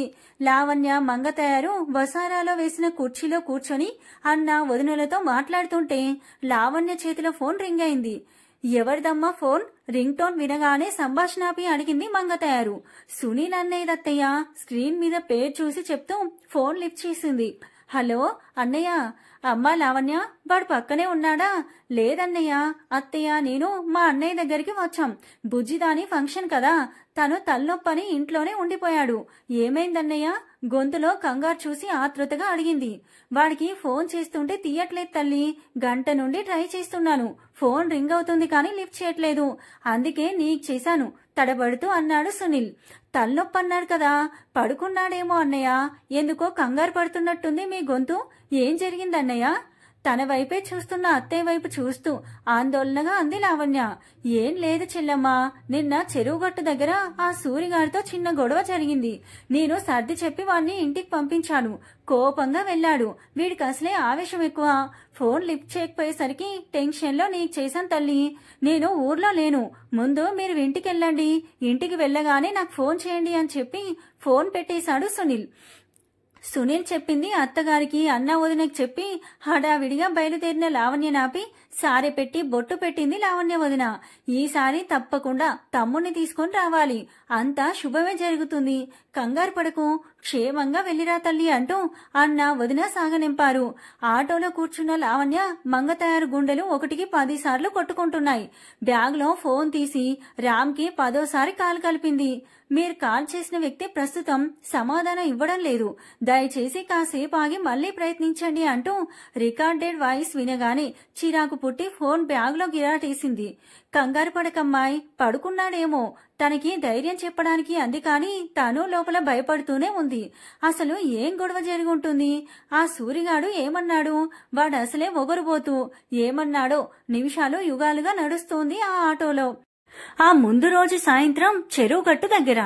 ఉదయం మీ ఆవిడ మా వీధికొచ్చిందిరా మామ, కళ్ళన్నీ తన మీదే అనుకో, ఎంతైనా నక్కతోక తొక్కి ఉంటావు, బాపు బొమ్మ లాంటి పెళ్ళం దొరికింది, అసూయ పడుతూ కుళ్ళుకుంటూ అన్నాడు సూరి. ఒరే విధవా, ఏంటా మాటలు? వారిస్తూనే ఉన్నాడు సునీల్. అంతలోనే అందుకున్నాడు రామ్. కట్నానికి కక్కుర్తి పడకపోతే నీకు బాపు బొమ్మే పెళ్ళంలా వచ్చేది, ఇంకా ఎక్కువ మాట్లాడితే డిప్ప పగిలిపోతుంది, కోపంగా అన్నాడు రామ్. ఆపరా, అసలు నీ కర్రీ మొహానికి ఆ పిల్లెలా దొరికింది మావా? దిక్కులేక నిన్ను చేసుకుని ఉంటుంది. తన అందానికి రాజకుమార్ లాంటి అబ్బాయి వచ్చేవాడు. నీకు తనకి నక్కకి నాగలోకానికి ఉన్నంత దూరం ఉంది. తనని చేసుకుని ఆ పిల్ల జీవితాన్ని నాశనం చేశావు మావా. మందులో నోరు జారాడు సూరి. ఆ మాటలకి ఆవేశంలో చెంప పగలగొట్టాడు రామ్. ఇద్దరు కలబడుతూ ఉంటే సునీల్ విడిపించి సూరికి గట్టిగా చివాట్లేసి మందులో ఉన్నాడు, వాడి మాటలు పట్టించుకోకురా అని రామ్కి సర్ది చెప్తూ గొడవ సర్దు మణిగించాడు. తర్వాత ఎవరి ఇళ్లకు వారు చేరుకున్నారు. ఉదయం రామ్ని కలుద్దామనుకున్నా అర్జెంట్ పని ఉండడంతో కలవకుండానే వేరే ఊరు వెళ్లాడు సునీల్. ఆటో ఆగగానే ఛార్జ్ ఇచ్చి పుట్టింటి సారిని చేతిలో పట్టుకుని మంగతయారు వెనకే కిందకి దిగింది లావణ్య. వారింటికి చేరేసరికి సమయం సరిగ్గా 5 దాటి 15 నిమిషాలయ్యింది. తమ వీధి వారందరూ పొలం పనులకు వెళ్లి ఉండడంతో దాదాపు బయటంతా ఖాళీగా ఉంది. 3-4 చిన్నపిల్లలు మాత్రం బయట ఆడుకుంటూ కనిపించారు. చుట్టూ గమనిస్తూ తొందరగా పెద్ద పెద్ద అడుగులు వేస్తూ లోపలికి నడిచారు ఇద్దరు. వీధి వైపు ఉన్న తలుపులు చూసే ఉన్నాయి, లోపల గది తలుపులు మాత్రం దగ్గరకు వేసి ఉన్నాయి. రాము, ఏంట్రా చెప్పులేదు, ఏం చేస్తున్నావు లోపల అంటూ కంగారుగా తలుపు నెట్టింది మంగతయారు. నులక మంచం మీద అచేతనంగా ఉన్న రాముని చూడగానే చేతిలో ఉన్న సంచి కింద పడేసి ఒక్క ఉదుటున మంచం దగ్గరికి పరుగు తీసింది లావణ్య. సరిగ్గా గంట క్రితం ఆ సూరిగాడన్నది నిజమే, నీకు సరిజోడు కాదు లావణ్య. నువ్వు నేను కలిసి బయటికి వెళ్లినా మన జంట చూసి అందరూ నవ్వుతున్నారు. నేనే కనుక నిన్ను పెళ్లి చేసుకోకుండా ఉంటే నీ అందానికి అనుకువకి అందగాడే వచ్చేవాడు. నేను పెళ్లి చేసుకుని నీ జీవితం నాశనం చేశాను, నన్ను క్షమించు. నీ జీవితంలో నేనే లేకుంటే నీకు తగ్గ అబ్బాయిని పెళ్లి చేసుకుని ఆనందంగా ఉంటావు. అందుకే ఈ నిర్ణయం తీసుకుంటున్నాను. నీకు దూరంగా వెళ్లిపోతున్నాను లావణ్య, శాశ్వతంగా. ఈ కర్రే విధవను క్షమించు. భవిష్యత్తులో నీ జీవితం నీలా అందంగా ఉండాలి అనే వెళ్లిపోతున్నాను. రాత్రి నుంచి ఇదే మనసులో పెట్టుకోవడంతో తనకి మరో ఆలోచన రాలేదు. తీవ్రమైన ఒత్తిడితో ఉన్న తను చేసేది తప్పు అని ఆ క్షణంలో తనకి అనిపించలేదు. తన రంగుని ఉద్దేశించి అప్పటి వరకు కాకుల్లా పొడుచుకొని తిన్న లోకం నుంచి దూరంగా పారిపోవాలని అనిపించింది తనకి. మిరప పంటకు కొట్టడానికి తెచ్చిపెట్టుకున్న మందుని వంచుకొని గబా గబా తాగేశాడు. గొంతులోకి అలా దూరిందో లేదో నోట్లో నుంచి తెల్లగా నురుగ రావడం మొదలైంది. గొంతు పట్టేసినట్టయి గింజుకుంటూ మంచం మీద వెనక్కి పడ్డాడు. చిత్రంగా ఇదంతా చేసే వరకు తనకి అమ్మ గుర్తు రాలేదు. నా మీదే ప్రాణాలు పెట్టుకుని బ్రతుకుతున్నా తను దూరమైతే బ్రతుకుతుందో లేదా అన్న ఆలోచన స్ఫురణకు రాలేదు. నేను లేకపోతే నేనే లోకంగా బ్రతుకుతున్న నా భార్య సంతోషంగా ఉండగలదా అన్న విచక్షణ రాలేదు. ఆ విచక్షణ మేలుకునేసరికి సమయం దాటిపోయింది. తన ఆలోచన కంటే తాగిన మందు తీవ్రత ఎక్కువగా ఉండడంతో నులక మంచంలో గింజుకుంటున్న రాము చావుకి అతి చేరువయ్యాక బ్రతుకు మీద ఆశ పుట్టింది. ఒక్కసారి తల్లి భార్య కళ్ళ ముందు మెదిలారు. ఫోన్ చేద్దామని పక్కకు చూసుకున్నాడు. గంట క్రితమే టేబుల్ మీద పెట్టింది గుర్తొచ్చింది. లేవడానికి శరీరం సహకరించడం లేదు. 2 సార్లు మృత్యువుకి అతి చేరువుగా వచ్చి తప్పించుకున్నట్టే ఈసారి ఎవరో ఒకరు రక్షిస్తే బావుండు అని అనిపించింది. ఒంట్లో ఏ భాగంలో ఉద్యమం జరుగుతుందో తెలియదు కానీ ఒళ్ళంతా పచ్చి పుండులా ఉంది. కడుపులో విపరీతమైన నొప్పి. ఒక్కసారిగా లేచి బల్లున వాంతి చేసుకున్నాడు. అది పడినంత వరకు నేల యాసిడ్ పడితే ఎలా అవుతుందో అలా తెల్లగా అయ్యింది. స్పృహ కోల్పోయి మంచం మీద వాలిపోయాడు. శరీరం అచేతనంగా ఉంది. సరిగ్గా అప్పుడే తల్లి గొంతు వినిపించింది. వారిని చూడడానికే ఉగ్గబట్టుకుని ఉందేమో ఊపిరి. భార్యని అమ్మని చూస్తూనే కళ్ళల్లో నుంచే తన ప్రాణాలు వదిలేశాడు రామ్. తననలా చూసి మంగతాయారు లావణ్యల అరుపులు విని అప్పుడే పొలం పనుల నుంచి వచ్చిన వారంతా ఇంట్లోకి పరిగెత్తుకుని వచ్చారు. అందరూ కలిసి హాస్పిటల్ కి తీసుకెళ్దామని మంచం చుట్టూ మూగగానే ఒక పెద్దాయన మణికట్టు దగ్గర పట్టుకొని ఏడుస్తూనే అన్నాడు, మన రామిక లేడురా అని. లావణ్య ఉలుకు పలుకు లేకుండా అలానే గోడకి జారగిల పడిపోయింది. మంగతాయారు గుండెలు బాదుకుంటూ రోదిస్తుంది. చుట్టూ మూగిన వాళ్ళందరూ ఇద్దరు చుట్టూ చేరి ధైర్యం చెప్పే ప్రయత్నం చేస్తున్నారు. ఆ గుంపులో ఒకరు చుట్టాలందరికీ ఫోన్లో ఈ విషయం చేరవేశాడు. ఒక్కొక్కరిగా చుట్టాలు ఇంటికి చేరుకున్నారు. ఎలా జరిగింది, ఏం జరిగింది అని తమ ఎదుటే చర్చలు పెట్టుకుని గుసగుసలాడుతున్నారు. అబ్బాయి, అమల, సునీల్ ఒకేసారి వచ్చారు ఇంట్లోకి. ఉలుకు పలుకు లేకుండా కూర్చుండిపోయిన లావణ్య చుట్టూ చేరిపోయి అమ్మా లావణ్య మాట్లాడతల్లి అని బుగ్గల మీద కొడుతూ ఏడుస్తున్నారు. ఎవరో పెద్ద ఆయన అరిచాడు. అమ్మాయి షాక్ లో ఉండిపోయినట్టుంది.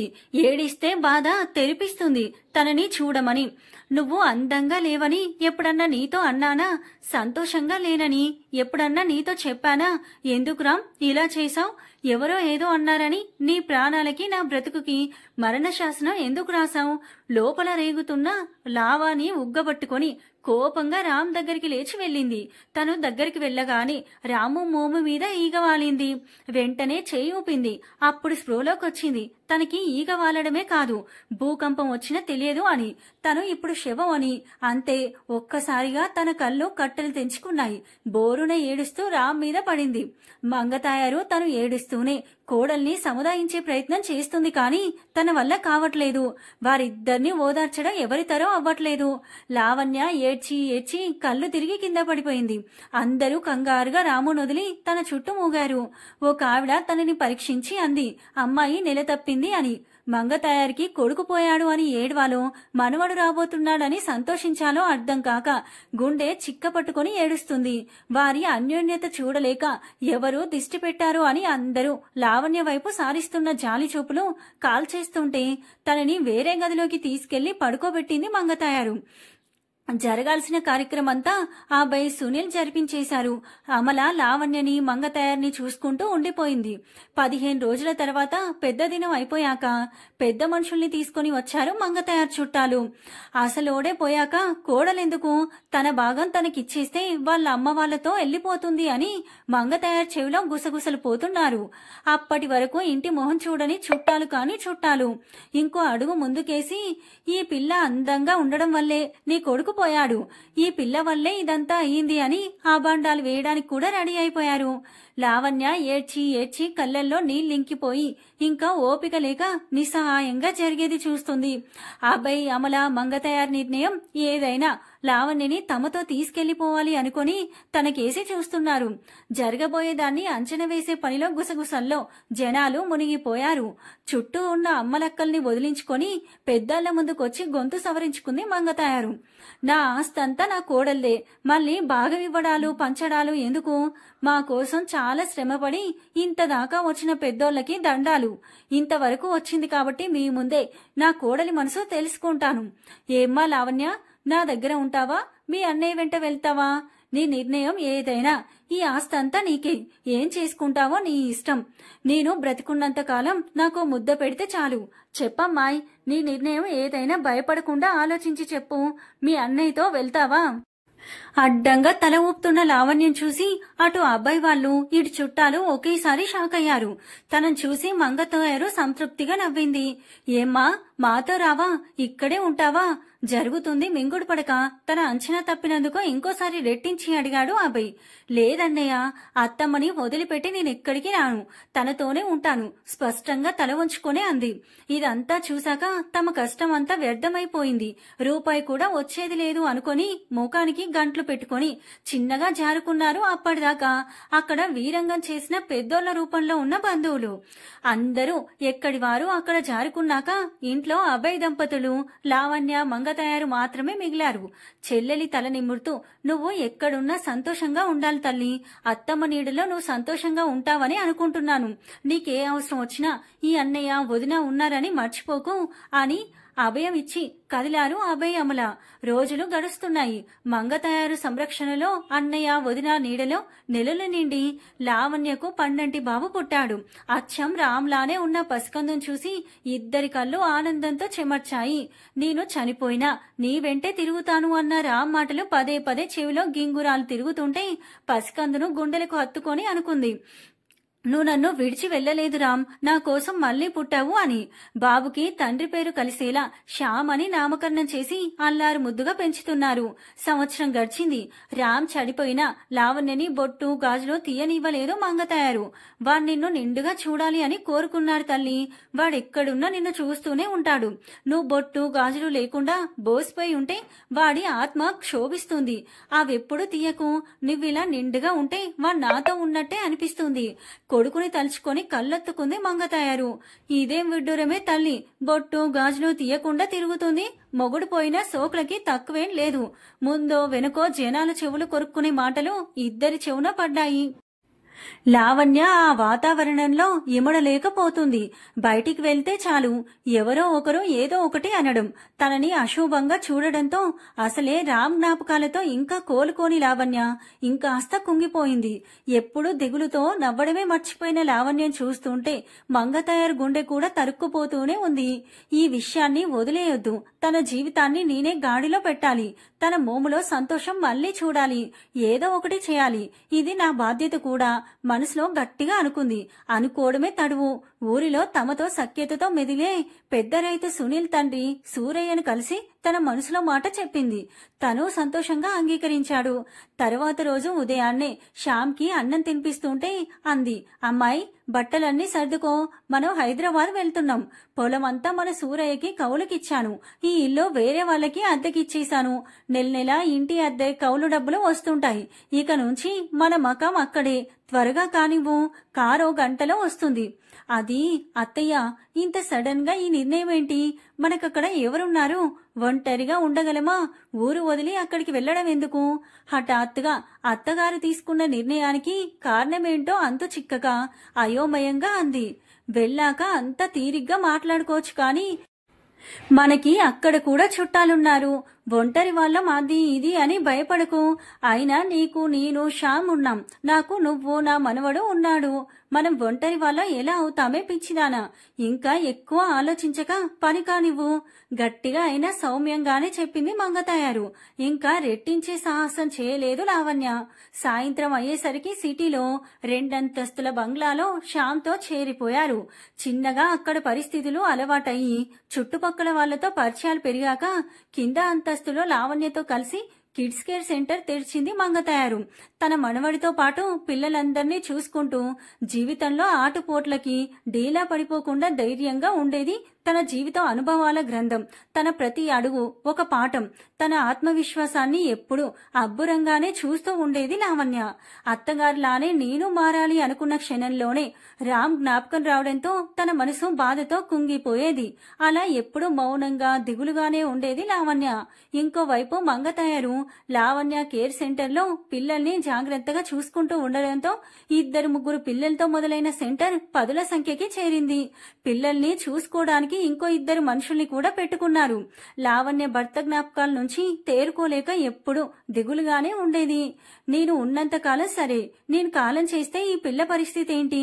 మౌనంగా ఏదో లోకంలో ఉన్న లావణ్యని చూడగానే ఏదో ఆలోచించుకొని పిల్లల్ని లావణ్యకు అప్పగించి తను బయటికి వెళ్లి సాయంత్రానికి చేతిలో ఏవో కాగితాలు కవర్లతో తిరిగి వచ్చింది. ఇదిగో అమ్మాయి, ఈ యూనివర్సిటీలో నిన్ను డిగ్రీలో అడ్మిట్ చేశాను. రేపటి నుంచి నువ్వు కాలేజీకి వెళ్ళాలి. ఇదిగో డ్రెస్లు కూడా పట్టుకోవచ్చా? నీకు సరిపోతాయో లేవో చూసుకో అంటూ చేతిలో కవర్లు అందిస్తుంటే ఆశ్చర్యపోతూ అలానే నోరు తెరుచుకొని చూస్తూ ఉండిపోయింది లావణ్య. బొమ్మలా ఉన్న తనను చూసి, అమ్మాయి లావణ్య, ఏమైంది? అలా నోరు తెరిచావు? ఈ డ్రెస్లు నచ్చాయో లేదో చూసుకో. తన మార్కు గొంతుతో ఇంకోసారి కేకేసింది. అది అత్తయ్య, నేను కాలేజీ. కళ్ళు చక్రాల్లా తిప్పుతూ అంది చిన్నపిల్లల. నువ్వే కాలేజీకే. నీ వయసు 19 ఏళ్లే. ఏదో 90 ఏళ్ళైనట్టు ఆ హావభావాలేంటి? ఏదో సంతూర్ యాడ్లో మమ్మీ గుర్తొస్తుంది నిన్ను చూస్తుంటే. చిన్న పిల్లలా ఉన్న అమాయకమైన లావణ్య మోము చూస్తూ ఫక్కున నవ్వింది మంగతయారు. నా గురించి ఇంత ఆలోచిస్తున్న అత్తయ్యకి నేనేమివ్వగలను? అమ్మ అని పిలవడం తప్ప అని అమ్మ అంటూ చిన్నపిల్లల అల్లుకుపోయింది లావణ్య. అత్తయ్య, నన్ను ఆశీర్వదించండి. తెల్లని చూడీదార్లో నుదుటిన చిన్న స్టిక్కర్, చెవులకి చిన్న జుంకాలతో ముచ్చటగా ఉన్న లావణ్యం చూసి మురిసిపోతూ, ఇదిగో అమ్మాయి, బుడ్డోడి మీద బెంగ పెట్టుకోకుండా చక్కగా చదువుకో, జాగ్రత్తగా వెళ్ళిరా నవ్వుతూ అంది మంగతయారు. మంగతయారు చేతిలో శ్యామ్ కేరింతలు కొడుతూ టాటా చెప్తుంటే వాడికి ముద్దులు పెట్టి చిన్నగా కదిలింది లావణ్య. యూనివర్సిటీ అంతా స్టూడెంట్స్ తో కోలాహలంగా ఉంది. బెరుకుగా చుట్టూ చూస్తూ లోపలికి వెళ్తుంటే కాలేజీ ఎంటర్ దగ్గర మెట్ల మీద కూర్చున్న గుంపులో ఒక అబ్బాయి తల వంచుకొని వెళ్తున్న లావణ్యం చూసి గట్టిగా అరిచాడు. ఇదిగో వైట్ చూడీదార్ పాప, నిన్నే, ఇటురా.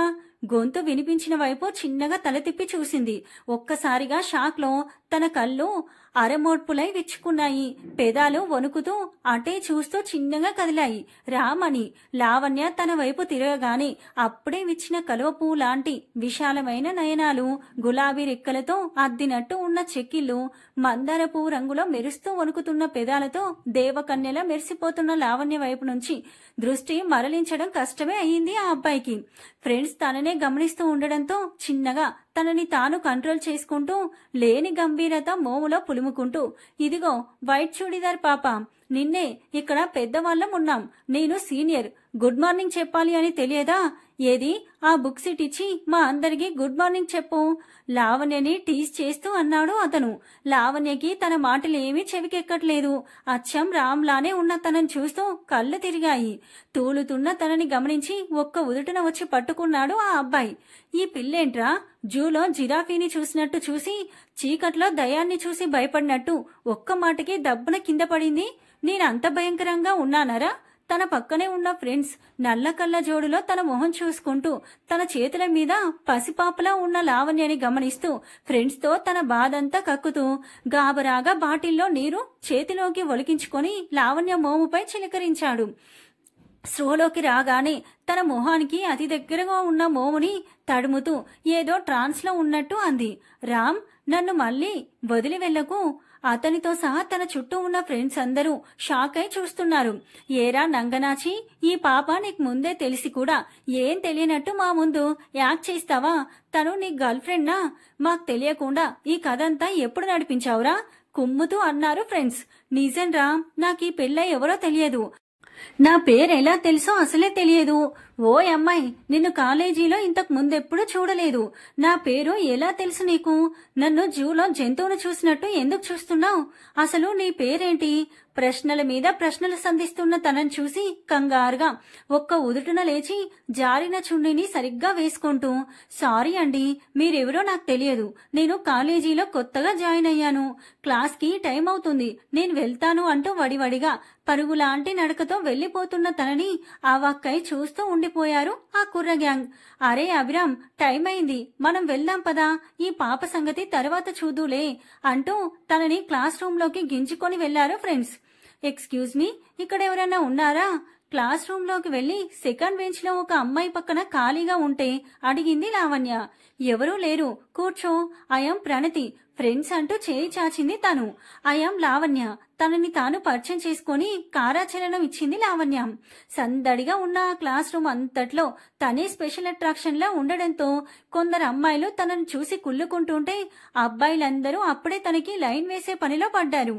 2 సంవత్సరాల తర్వాత కాలేజ్ అనుభవం కొత్తగా ఉంది లావణ్యకి. చిన్నగా అందరూ పరిచయమయ్యారు. ఫ్రెండ్స్ మధ్యలో క్లాసెస్ వింటూ సరదాగా ఆ రోజు అయిందనిపించింది. క్లాస్ అయిపోయాక ప్రణతితో కలిసి ఇంటికి స్టార్ట్ అవ్వగానే గేట్ దగ్గర తననే అబ్జర్వ్ చేస్తూ నిల్చొని ఉన్న అభిరామ్ కనిపించాడు. తనని చూసి చూడనట్టు వెళ్తుంటే మళ్లీ పిలిచాడు. ఇదిగో వైట్ చూడీదార్, నిన్నే, చెట్టంత మనిషిని ఇక్కడ సైట్ కొడుతుంటే పట్టించుకోకుండా వెళ్లిపోతున్నావు, ఏంటి సంగతి? నవ్వుతూనే చిరుకోపం నటిస్తూ అన్నాడు అభిరామ్. పక్కనే ఉన్న ప్రణతి అందుకుంది. కాలేజీలమ్మాయిలంతా నీ చుట్టూ తిరుగుతుంటే వదిలేసి ఈ అమ్మాయి వెంట పడుతున్నావా అభి? కొంచెం నీ వెనుక పడుతున్న లైన్ చూసుకో నవ్వుతూ అంది. లావణ్య అలానే సైలెంట్ గా ఉండిపోతే మళ్ళీ తనే అన్నాడు. నాకు మీ ఫ్రెండ్ బాగా నచ్చిందే, ఒక్క చూపులోనే బొక్క బోర్లా పడేసింది. చూడు, ఇంత మాట్లాడుతుంటే ఒక్క ముక్క కూడా మాట్లాడకుండా బెల్లం కొట్టిన రాయిలా కోపంగా చూస్తూ ఎలా ఉందో పాప సైలెంట్ కానీ చూపులు మాత్రం వైలెంట్. అమ్మా బంగారు తల్లి, కనీసం నీ పేరన్నా చెప్తావా? చేతులు జోడించి నాటకీయంగా అంటున్న రామ్ని చూస్తూ ప్రణతి నవ్వుతూనే ఉంది. కాని లావణ్య ఇంకా కోపంగా చూస్తూ చెప్పకుండా ప్రణతిని రెక్కపట్టుకుని గింజుకొని వెళ్ళింది. తన ప్రతిస్పందనని చూసి నవ్వుకుంటూ, ప్రణతి ఆ ముక్కు మీద కోపం పేరేంటి? నువ్వన్నా చెప్పు, ఇంకోసారి రెట్టించాడు. తల మాత్రం వెనక్కి తిప్పి అంది లావణ్య అని. లావణ్య మాత్రం తల కూడా తిప్పలేదు. తనకి తన రామ్లానే ఉండడం, పేరు కూడా అదే అవడం వింతగా ఉండి తన పట్ల కొత్త ఆసక్తి కలిగింది అన్నది నిజం. కాని బయటపడలేదు. తన ప్రవర్తన మాత్రం తనకి మింగుడు పడలేదు. ఇలా చూసి చూడగానే అలా వెంట పడుతున్నాడేంటి వీడు, బ్యాడ్ బాయ్ అనుకుంటూ పళ్ళు టపటపలాడించింది. ప్రణతి కూడా తమ లైన్లే కావడంతో లావణ్య ఇంకా హ్యాపీగా ఉంది. ఇద్దరు బస్ దిగగానే స్టాప్ దగ్గర షాప్ లో బిస్కెట్ ప్యాకెట్స్, చిప్స్ తీసుకొని ప్రణతిని తనతో పాటు ఇంటికి రమ్మంది. ఈసారి వస్తానే అమ్మ వెయిట్ చేస్తూ ఉంటుంది. సున్నితంగానే వారించింది తను. సరే, ఈసారి కంపల్సరీ రావాలి అంటూ బాయ్ చెప్పి ఇంటి వైపు కదిలింది లావణ్య. తను వెళ్లేసరికి శ్యామ్ బుడిబుడి అడుగులు వేస్తూ దగ్గరికి వచ్చాడు.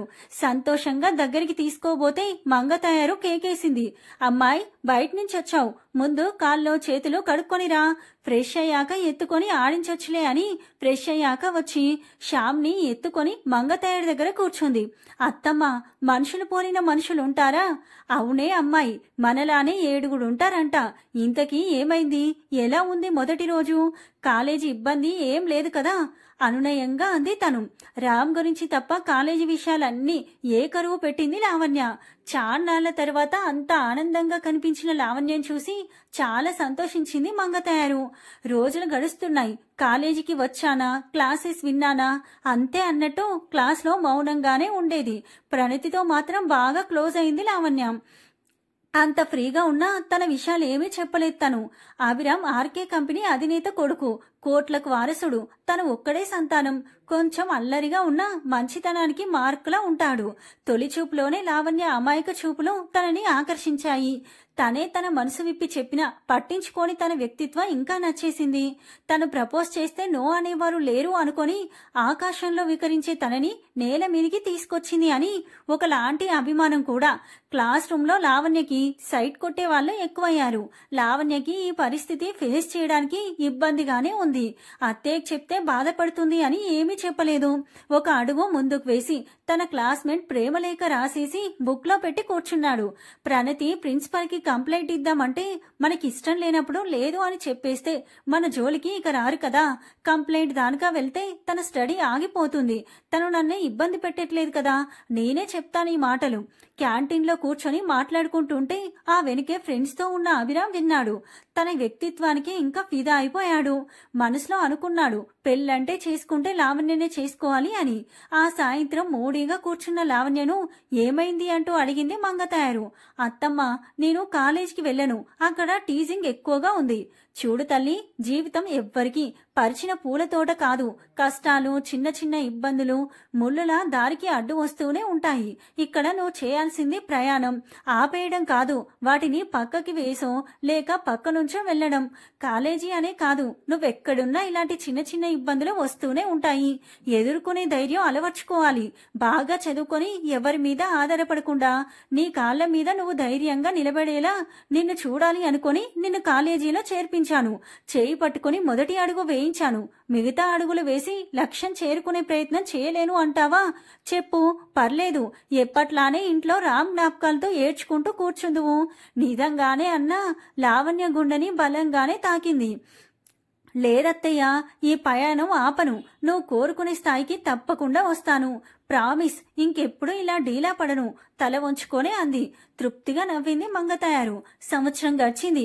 అనుకున్నట్టుగానే లావణ్య ఫస్ట్ క్లాస్ మార్క్స్ సాధించింది. అభిరామ్ క్యాంపస్ సెలక్షన్స్ లో సెలెక్ట్ అవ్వడంతో మంచి ప్యాకేజ్ తో జాబ్ వచ్చింది. తనకి ఆల్రెడీ బిజినెస్ ఉండడంతో జాబ్ వదులుకొని తండ్రి బిజినెస్ వ్యవహారాలు చూసుకుంటున్నాడు. ఇటు లావణ్య చుట్టూ ప్రదక్షిణలు కూడా చేస్తూనే ఉన్నాడు. ఒక రోజు సాయంత్రం, ఇంకా ఎన్ని రోజులు ఇలా నా ప్రేమ విషయం ఖచ్చితంగా చెప్పాలి అనుకుని తనని చాలా చాలా రిక్వెస్ట్ చేసి పార్కుకి తీసుకొచ్చాడు అభిరామ్. లావణ్యతో పాటు ప్రణతి కూడా వచ్చింది. పానకంలో పుడకలా మా మధ్యలో నువ్వెందుకు పాపా, పక్కకు వెళ్ళు, కోపంగా అన్నాడు ప్రణతికేసి చూస్తూ. ప్రణతి లేకపోతే నేను వెళ్ళిపోతాను బొంగమూతి పెట్టుకొని అంది లావణ్య. వద్దులే తల్లి, బతిమాలుకొని ఇక్కడి దాకా లాక్కొచ్చా. ఈ ముంగీస మొహం కోసం వదులుకుంటానా?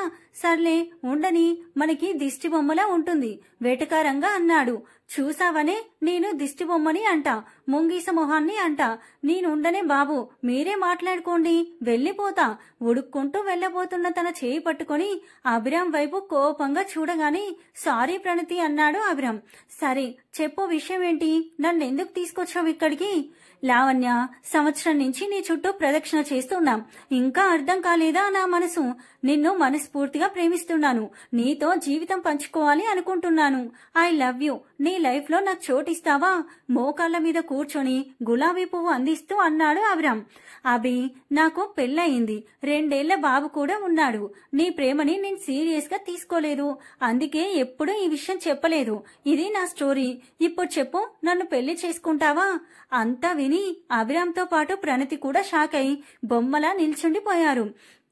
తేరుకున్నాక ప్రణతి లావణ్య చేతిని తన చేతుల్లోకి తీసుకొని తనని గుండెలకు హత్తుకుంది. అభిరామ్ ఏం మాట్లాడకుండా మౌనంగా అక్కడి నుండి వెళ్లిపోయాడు. ఇదంతా ముందే ఊహించి ఉండడంతో లావణ్య నవ్వుతూ ప్రణతి చేయి పట్టుకుని పార్కు బయటికి నడిచింది.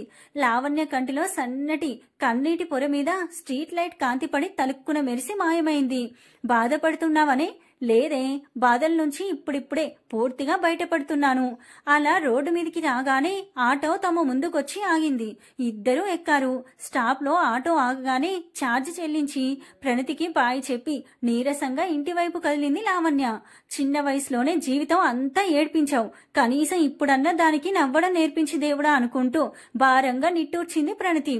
ఏంటమ్మాయి మొహం అలా పీక్కుపోయింది? ఒంట్లో బాగోలేదా? నిన్ను బతకడం నేర్చుకుంటావని చదువుకోమన్నాను, చదవడం కోసం బతకమనలేదు. మరీ ఇలా కింద మీద పడి చదివి ర్యాంకులు తెచ్చుకొని నీ ఆరోగ్యం పాడు చేసుకోవాలని కాదు. చదివే జీవితం కాదు, జీవితంలో చదువు ఒక భాగం మాత్రమే. అర్థమైందా? మరీ ఎక్కువ ఒత్తిడి పెంచుకోకు, ఇష్టంగా చదువు, కష్టపడకు. నీరసంగా ఇంటికొచ్చి సోఫాలో కూలబడిన లావణ్యం చూసి చిన్నగా మందలించింది మంగతాయారు. అత్తమ్మ, నీకు చాలా చాలా తెలుసు. ఆ బేబీ కేర్ సెంటర్ తీసేసి ఒక ఇన్స్టిట్యూట్ పెడితే ఎలా ఉంటుంది? నేనే కాదు, నీ చేతుల్లో 10 మంది బతకడం నేర్చుకుంటారు. బుగ్గ మీద చూపుడు వేలితో దరివేసుకుంటూ అంది లావణ్య. అమ్మాయి, నువ్వు నేననుకున్నంత అమాయకురాలు ఏమీ కాదు. నాకు బిస్కెట్లేస్తున్నావా? చివి మెలి తిప్పి నెత్తి మీద ముట్టికాయ వేసి నవ్వింది మంగతాయారు. భయం లేదు ఈ పిల్ల భవిష్యత్తు గురించిక, చింత అవసరం లేదు. ఇప్పుడు తను బతకడమే కాదు, నలుగురిని బతికించగలదు కూడా అనుకుంటూ లావణ్యం చూసి తన మనసు స్థిమితపరుచుకుంది మంగతాయారు. శ్యామ్ ఆలనా పాలనలో బేబీ కేర్ సెంటర్ పిల్లల మధ్యలో అత్తమ్మ చురుకలు చెమక్కుల మధ్య ఆనందంగా గడిచిపోయాయి 2 నెలలు. ఆ 2 నెలల్లో రామ్ మళ్ళీ ఎప్పుడూ కనిపించలేదు తనకు. ప్రణతి మాత్రం అప్పుడప్పుడు లావణ్య ఇంటికొచ్చి శ్యామ్తో ఆడుకుంటూ ఉండేది. ఆ సాయంత్రం డాబా మీద, లావణ్య, రేపటి నుంచి కాలేజీ. ఇంతవరకు రామ్ ఒక్కసారి కూడా కనబడలేదు. ఏంటే, ఏదేదో ఊహించుకున్నాను, మూతి ముడుచుకొని అంది ప్రణతి. నువ్వేం ఊహించుకున్నావో కాని అంతా నేను ఊహించినట్టే జరిగింది. దెబ్బకి పారిపోయాడు నవ్వుతూ అంది లావణ్య. వాళ్ళు అమ్మా నాన్నలతో చెప్పి డైరెక్ట్ ఇంటికి వచ్చి మాట్లాడేసి నీ మెడలో తాళి కట్టేస్తాడు అనుకున్నానే. పిచ్చిదానా, ఇదేమన్నా సినిమా అనుకున్నావనే? అలాంటి గొప్ప ప్రేమికులు సినిమాల్లోనే ఉంటారు, రియల్ లైఫ్ లో కాదు. అయినా నువ్వెక్కువ ఆలోచిస్తున్నావు. నా జీవితంలో పెళ్లి అనే అంకం ఇక లేదు. నా రామ్ లోకంలో లేకపోయినా నా మనసులో తన స్థానం తనకే పరిమితం. నేను తనకి మాత్రమే అంకితం. అయినా అత్తమ్మ నా మీద నమ్మకంతో కాలేజీలో చేర్పించి నా గురించి అమ్మ కంటే ఎక్కువ ఆలోచిస్తుంది, నన్ను చూసుకుంటుంది. ఆ నమ్మకాన్ని నేను వమ్మి చేయనే. నా హద్దులు నాకు తెలుసు. బడిలో ఉన్న శ్యామ్ని ముద్దు పెట్టుకుంటూ అంది తను. అమ్మాయిలు ఏం చేస్తున్నారే, కిందికి రండి. మంగతాయారు గొంతు వినిపించగానే ఆ సంభాషణ అక్కడికి ఆపేసి ఇద్దరూ కిందికి పరుగు పెట్టారు. తర్వాత రోజు ఫస్ట్ డే అని తెల్ల రంగు చుడిదార్ వేసుకుని రెడీ అయి స్టాఫ్ దగ్గరికి వెళ్ళింది లావణ్య. ఎంత ఆలోచించొద్దు అనుకున్నా పదే పదే అభిరామ్ గుర్తొస్తుంటే తన కళ్ళు తన ప్రమేయం లేకుండానే రామ్ కోసం వెతుకుతూ చుట్టూ చూస్తున్నాయి. బంగారం, నేనొచ్చేసా. నా కోసమే కదా అంత ఎదురు చూస్తున్నావు? ఈ వైట్ చూడీదార్లో నిన్ను చూస్తుంటే నీ పక్కన అభిరామ్నే గుర్తొస్తున్నాడే. దిక్కులు చూస్తూ బేలగా అంది ప్రణతి. అసలే రామ్ కనిపించట్లేదు అని బాధలో ఉన్న లావణ్యకి ప్రణతి మాటలు చిర్రెత్తుకొచ్చింది. చేతిలో బ్యాగుతో కొడుతూ అంది, పొద్దస్తమానం రామ్ జపం చేస్తావు? నీకు నేను కావాలా వాడు కావాలా? వెళ్ళిపో, కోపంగా అర్చింది లావణ్య. అమ్మా తల్లి శాంతించు, ఇక తన గురించి నోరెత్తను. బస్ వచ్చింది పద, దండం పెడుతూ అంది ప్రణతి. క్లాసులు నడుస్తున్నాయి. సీనియర్ అయిన ప్రేమలేఖల పరంపర ఆగట్లేదు. లావణ్యకి కొందరు చెప్తే అర్థం చేసుకుంటే కొందరు లిమిట్స్ దాటుతున్నారు. ఆ రోజు అలానే తన క్లాస్మేట్ రేవంత్ తన తొట్టి గ్యాంగ్ వేసుకుని వచ్చి అందరిలో బెదిరించాడు. రేపట్లోపు నా లవ్ యాక్సెప్ట్ చేయకపోతే నీ అంతు చూస్తాను అని. లావణ్యకి నవ్వాలో ఏడ్వాలో అర్థం కాలేదు. ప్రణతి భయపడుతూ అంది, అసలే వాడు రౌడీ వెధవా, ఏం చేస్తాడోనే. ప్రిన్సిపల్ కి కంప్లైంట్ ఇద్దాం పదా. కంగారు పెడుతున్నా. ఇవి బ్లాక్ మెయిల్ బెదిరింపులు లేవే. నువ్వు భయపడాల్సినంత ఏం జరగదు. రేపు ఇలానే ఉంటే చూద్దాం పద. నా శ్యామ్ కొండ ఎదురు చూస్తూ ఉంటాడు అంటూ స్టాప్ కి గుంజుకు వెళ్ళింది లావణ్య. చిన్న చిన్న వాటికే వణికిపోయే దీనికి ఇంత ధైర్యం ఏంటబ్బా? ఆలోచిస్తూ బస్ ఎక్కింది. తర్వాత రోజు కాలేజీలో ఆ గ్యాంగ్ ఎక్కడా కనిపించలేదు. ఏమైంది అని ఆరా తీస్తే యాక్సిడెంట్ జరిగింది అని చెప్పారు. ఎవరో చూసావని దేవుడున్నాడు. ఇలా పిచ్చి వేషాలు వేస్తే ఇలానే పనిష్మెంట్ ఇస్తాడు. తన జబ్బలు తనే చర్చుకుంటూ అంది లావణ్య. ఇద్దరూ నవ్వుకున్నారు. ఆ రోజు నుంచి లావణ్యను ఎవ్వరూ ఇబ్బంది పెట్టలేదు. తన స్టడీ చక్కగా సాగిపోతోంది. ఎవరో ప్రణతి చెవిన వేశారు, రామ్ కి పెళ్ళైపోయింది అని. తను లావణ్య చెవిన వేసి చాలా బాధపడిపోయింది. ఇలా జరుగుతుంది అనుకోలేదే. మేమేం లవర్స్ కాదు. వాడికి ఇష్టమైన అమ్మాయిని వాడు పెళ్లి చేసుకున్నాడు. మధ్యలో నీ బాధేంటే? కోపంగా జాడించేసింది లావణ్య లోపల బాధపడుతూ. నువ్వు బయటికి అలా కనిపిస్తున్నా నీ మనసు నాకు తెలిసే అనుకుంటూ మౌనంగా ఉండిపోయింది ప్రణతి. రోజులు గడుస్తున్నాయి. అలానే ఫైనల్ ఇయర్ కి వచ్చారు. పరీక్షలకు ముందు రోజున క్యాంపస్ సెలక్షన్స్ లో ఇద్దరికి ఇన్ఫోసిస్ లో మంచి ప్యాకేజీతో జాబ్ వచ్చాయి. అలానే ఫస్ట్ క్లాస్ మార్క్స్ తో ఫైనల్ ఇయర్ విజయవంతంగా పూర్తి చేసింది లావణ్య. వర్క్ లో 3 రోజుల్లో జాయిన్ అవ్వమని జాయినింగ్ లెటర్ కూడా వచ్చేసింది. ప్లేస్ కూడా అక్కడే అవడంతో హ్యాపీగా ఫీల్ అయింది. మంగతాయర్ కూడా 2 రోజుల్లో జాయినింగ్ ఉంది అనగా శ్యామ్ ని తీసుకుని గుడికి వెళ్ళింది లావణ్య. అక్కడ దేవుడికి దండం పెట్టుకుని పక్కకు చూసేసరికి శ్యామ్ కనిపించలేదు. కంగారుగా గుడంతా వెతుకుతూ మెట్ల దగ్గరికి రాగానే వెనుక నుంచి కేక వినిపించింది. ఇదిగో లంగావోని పాప, పిల్లాన్ని వదిలేసి గుడంతా తిరుగుతున్నావు. గొంతు వినిపించిన వైపు చూసేసరికి అభిరామ్ చేతుల్లో శ్యామ్ బాగా పరిచయం ఉన్నట్టు చక్కగా ఆడుకుంటున్నాడు. దేవుడికి దండం పెట్టుకుంటూ కిందికి దించాను. వీడిలా పక్కకు వచ్చేశాడు. థ్యాంక్స్ అభి. తనని అక్కడ చూడగానే కోల్పోయిన పెన్నిది చెంతకు చేరినంత ఆనందంతో మనసు ఉరకలేసినా వాస్తవాన్ని గుర్తు చేసుకుని బాధపడుతూ చిన్నగా అంది లావణ్య. ఏరా శ్యామ్, ఇటురా. శ్యామ్ కేసి చూస్తూ చేతులు చాస్తూ అంది, నేను రాను, డాడీతోనే ఉంటా. ముగ్గులం వెళ్దాం మమ్మీ. శ్యామ్ ముద్దు ముద్దుగా అంటున్న మాటలు వింటూ అభిరామ్ నవ్వుతుంటే లావణ్యకి కోపం కట్టలు తెంచుకుంటుంది. హే అభి, వాడిని ఏం చేశావు? వాడు నీకెలా అలవాటయ్యాడు? నిన్ను డాడీ అంటున్నాడేంటి? మీ ఆవిడ చూస్తే నీ వీపు చీరేస్తుంది. ముందు వాడిని ఇవ్వు. హాయిగా బతుకుతూ ఇటెందుకొచ్చావు మళ్ళీ అంటూ చేతుల్లో నుంచి కోపంగా గింజుకుంది శ్యామ్ని లావణ్య. నువ్వు లేకుండా నా పెళ్ళెలా అవుతుంది? నేనెలా హాయిగా ఉంటాను అనుకున్నావే? నిన్ను వదిలేయడం అంటే నా శ్వాస ఆగిపోయినట్టే. ఒక్క ఉదుటున దగ్గరికి వెళ్లి తన నోరుని మూసింది లావణ్య. రామ్, ఇంకెప్పుడు అలా మాట్లాడకు అని. తనకి అభిరామ్ కనిపించట్లేదు. ఇప్పుడు రామ్నే కనిపిస్తుంటే తననే తలుచుకొని ఏడుస్తూ శ్యామ్తో సహా మెట్ల మీద ఏడుస్తూ కూలబడిపోయింది. పక్కనే కూర్చుంటూ అన్నాడు, నేనంటే నీకు కూడా ఇష్టమని తెలుసు. నాలో రామ్ని చూసుకుంటున్నావని తెలుసు. నా కోసం ఈ 2 ఏళ్లలో నీ కళ్ళు ఎన్నిసార్లు వెతికాయో తెలుసు. ఇంకా ఎందుకే నీలో ప్రేమని అలా అని అంచిపెట్టుకుంటావు? నీ ప్రాణం రామ్ కంటే ఎక్కువ ప్రేమిస్తున్నాను. నన్ను అంగీకరించలేవా? నాలో తనని చూసుకోలేవా? రేపు మా వాళ్లతో మీ ఇంటికి వస్తున్నాను. మా ఇంట్లో ఆల్రెడీ అందర్నీ ఒప్పించేశాను. ఈ బుడ్డోడితో కూడా నేను రోజు ఆడుకుంటూనే ఉంటాను. మీ అత్తమ్మ కూడా నాకు పరిచయమే. నీ చదువు మధ్యలో ఆగొద్దని ఇన్ని సంవత్సరాలు నీకు కనబడకుండా నీ వెంటే నిన్ను రక్షించుకుంటూ తిరుగుతున్నాను. నిన్ను టీజ్ చేసినా ఆ రేవంత్ గ్యాంగ్ ని బొక్కలిరగొట్టింది కూడా నేనే. ఈ రోజుతో నీ లక్ష్యం తీరిపోయింది. సో మన పెళ్లికి లైన్ క్లియర్. రేపు వచ్చేస్తాను మాట్లాడుకోవడానికి నవ్వుతూ అన్నాడు తను. షాక్ అవుతూ, నో అభి, నేను నిన్ను పెళ్లి చేసుకోలేను. శ్యామ్ని నువ్వు నీ కొడుగ్గా యాక్సెప్ట్ చేసినా వాడికి తండ్రిగా నేను యాక్సెప్ట్ చేయను. అన్నిటికీ మించి మా అత్తమ్మ నా మీద పెట్టుకున్న నమ్మకాన్ని బ్రేక్ చేయలేను. తను చనిపోయినా దీనితో నాకెందుకు అనుకోలేదు. తను ఒక కూతుర్లా చేరదీసి తల్లి కంటే ఎక్కువే చేసింది. నాకు అమ్మ ఉన్నా ఇంత చేసేది కాదేమో. ఇప్పుడు నిన్ను పెళ్లి చేసుకుని నా స్వార్థానికి నేను తనని వదిలే నీ వెంట రాలేను. రాను కూడా. నాకు అత్తమ్మ చాలు. మాకు నా కొడుకు చాలు. ఈ విషయంలో అత్తమ్మ చెప్పినా ఈ పెళ్లికి ఒప్పుకోను. నా మీద ఆశలు పెట్టుకోకు. నీ స్థాయికి తగిన అమ్మాయిని చూసి పెళ్లి చేసుకో. ఇంకెప్పుడు నాకు కనబడకు. తడిబారిన కన్నులను తూర్చుకుంటూ పరుగున వెళ్లిపోతున్న తనని అలానే కన్నీటితో చూస్తూ, మీ అత్తమ్మని ఒంటరిగా ఎందుకు వదిలేస్తాం, తనని మనతో పాటే ఉంచుకుందామంటున్న రామ్ మాటలు వినిపించుకోకుండా వెళ్లిపోయింది లావణ్య. వీళ్ళిద్దరికీ తెలియని విషయం ప్రణతి మంగతాయర్ని గుడికి తీసుకొచ్చింది అని.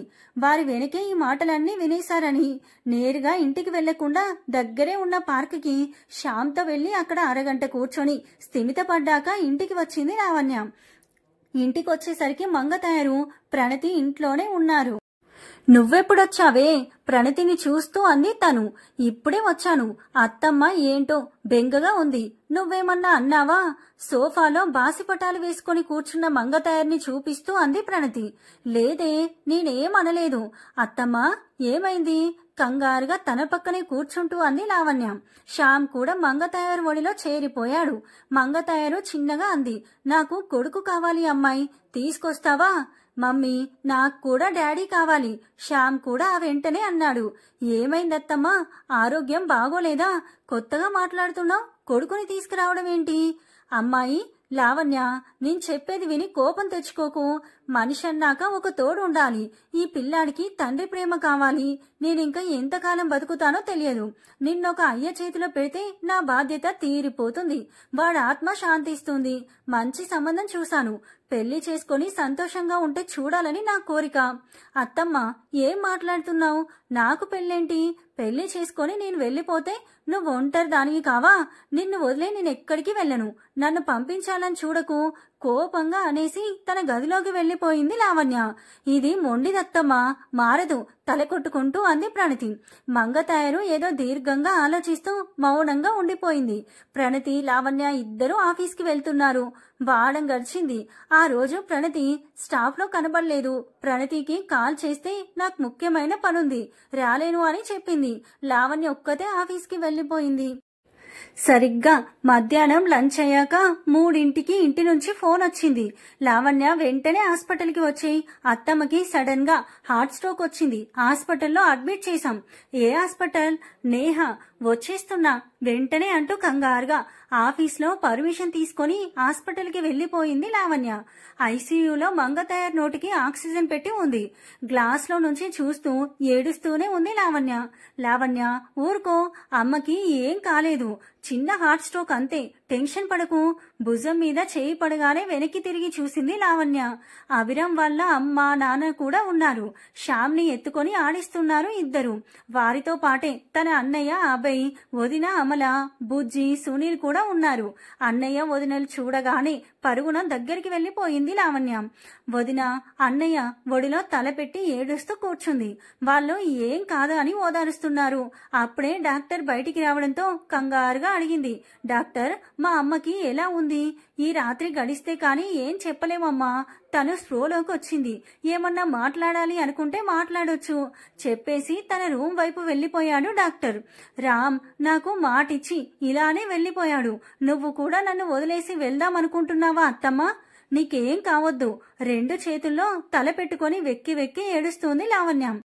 తనని చూస్తూ రామ్ కూడా కన్నీరు పెట్టుకుంటూ ఓదారుస్తూ అన్నాడు. లావణ్య, ముందు అమ్మని చూద్దాం పదా, తనకేం కాదు, తన చేయి పట్టుకుని లోపలికి తీసుకెళ్తూ అన్నాడు. మౌనంగా లోపలికి నడిచింది. ఆ వెనకే అభిరామ్ అమ్మ నాన్న కూడా లోపలికి వచ్చారు. నోటికున్న మాస్క్ తీసి దగ్గరికి రమ్మని సైగ చేసింది మంగతాయారు. అమ్మాయి, నేనింకా బ్రతకను. చివరిసారిగా ఒక కోరిక కోరుతాను, తీరుస్తావా తల్లి చిన్నగా అంది. అత్తమ్మ మీకేం కాదు, మీరేం చేయమన్నా చేస్తాను, మీరలా మాట్లాడకండి ఏడుస్తూనే అంది లావణ్య. అమ్మాయి నిన్ను సుమంగలిగా చూడాలి అనుకుంటున్నాను, ఈ ఒక్క కోరిక తీర్చు తల్లి, ప్రశాంతంగా వెళ్లిపోతాను. ఆ మాట అనగానే 2 నిమిషాల్లో తాలిబొట్టు తెచ్చి రామ్ చేతిలో పెట్టింది ప్రణతి. లావణ్య మౌనంగా తలదించుకుంది. రామ్ లావణ్య మెడలో 3 ముళ్ళు వేశాడు. అక్షింతల దార ఒకేసారి కురిసింది. తర్వాత రోజు తన కండిషన్ నార్మల్ అయింది. జాగ్రత్తగా చూసుకోమని డిశ్చార్జ్ చేశారు మంగతయార్ని. ఇంటికి తీసుకెళ్లారు. ఆ సాయంత్రం లావణ్య వంట పనిలో ఉండగా, అమ్మాయి వంకాయ, కొత్తిమీర, పచ్చిమిర్చి కూర మసాలా పెట్టి వండు. నిన్నంతా అన్నం కూడా పెట్టలేదు నీ మొగుడు, ఆకలి దంచేస్తుంది. సోఫాలో బాసిపటాలు వేసుకొని కూర్చొని అంది మంగతయారు. గొంతు వినగానే పరిగెత్తుకొని వచ్చింది లావణ్య. అత్తమ్మా నీకేం కాలేదా, బాగానే ఉన్నావా? మంచంలో మూతికి ఆక్సిజన్తో ఉన్న తను గుండ్రాయిలా కూర్చొని ఉండేసరికి ఆశ్చర్యపోతూ అంది. నాకేమైందమ్మాయి, నిక్షేపంగా ఉన్నాను. ఇదంతా నా కొడుకు ప్లాన్. నీ పెళ్లి చేసేసా, అటు వాడు సక్సెస్, ఇటు నేను సక్సెస్. చేతులు బార్లా చాపి తన మార్కు గొంతుతో అంది మంగతయారు. చేతిలో గరిట పట్టుకొని రామ్ మంగతయారు వెంట పడింది లావణ్య. మంగతయారు మోకాళ్ళ నొప్పులు ఎటుపోయాయో కాని 16 ఏళ్ల పిల్లలా పరిగెడుతుంది. రామ్ సోఫా చుట్టూ తిరుగుతున్నాడు. తనని ముగ్గురిని చూస్తూ శ్యామ్ చప్పట్లు కొడుతూ కేరింతలు కొడుతున్నాడు. అభిరామ్ అమ్మా నాన్న సంతోషంగా బయటికి నడిచారు. అసలు పెళ్లి మీదే సదాభిప్రాయం లేని తమ కొడుక్కి ప్రాణంగా ప్రేమించే భార్యతో పాటు అల్లరి అమ్మ కూడా గిఫ్ట్ గా వచ్చింది అని. ఆ వెనకే లావణ్య అన్న వదినలు కూడా బయలుదేరారు. ఆ సంతోష క్షణాలను మనసంతా నింపుకొని చల్లగా ఉండు తల్లి అని దీవిస్తూ అత్తమ్మ అమ్మ కాగలదు, కోడలు కూతురైతే. సమాప్తం.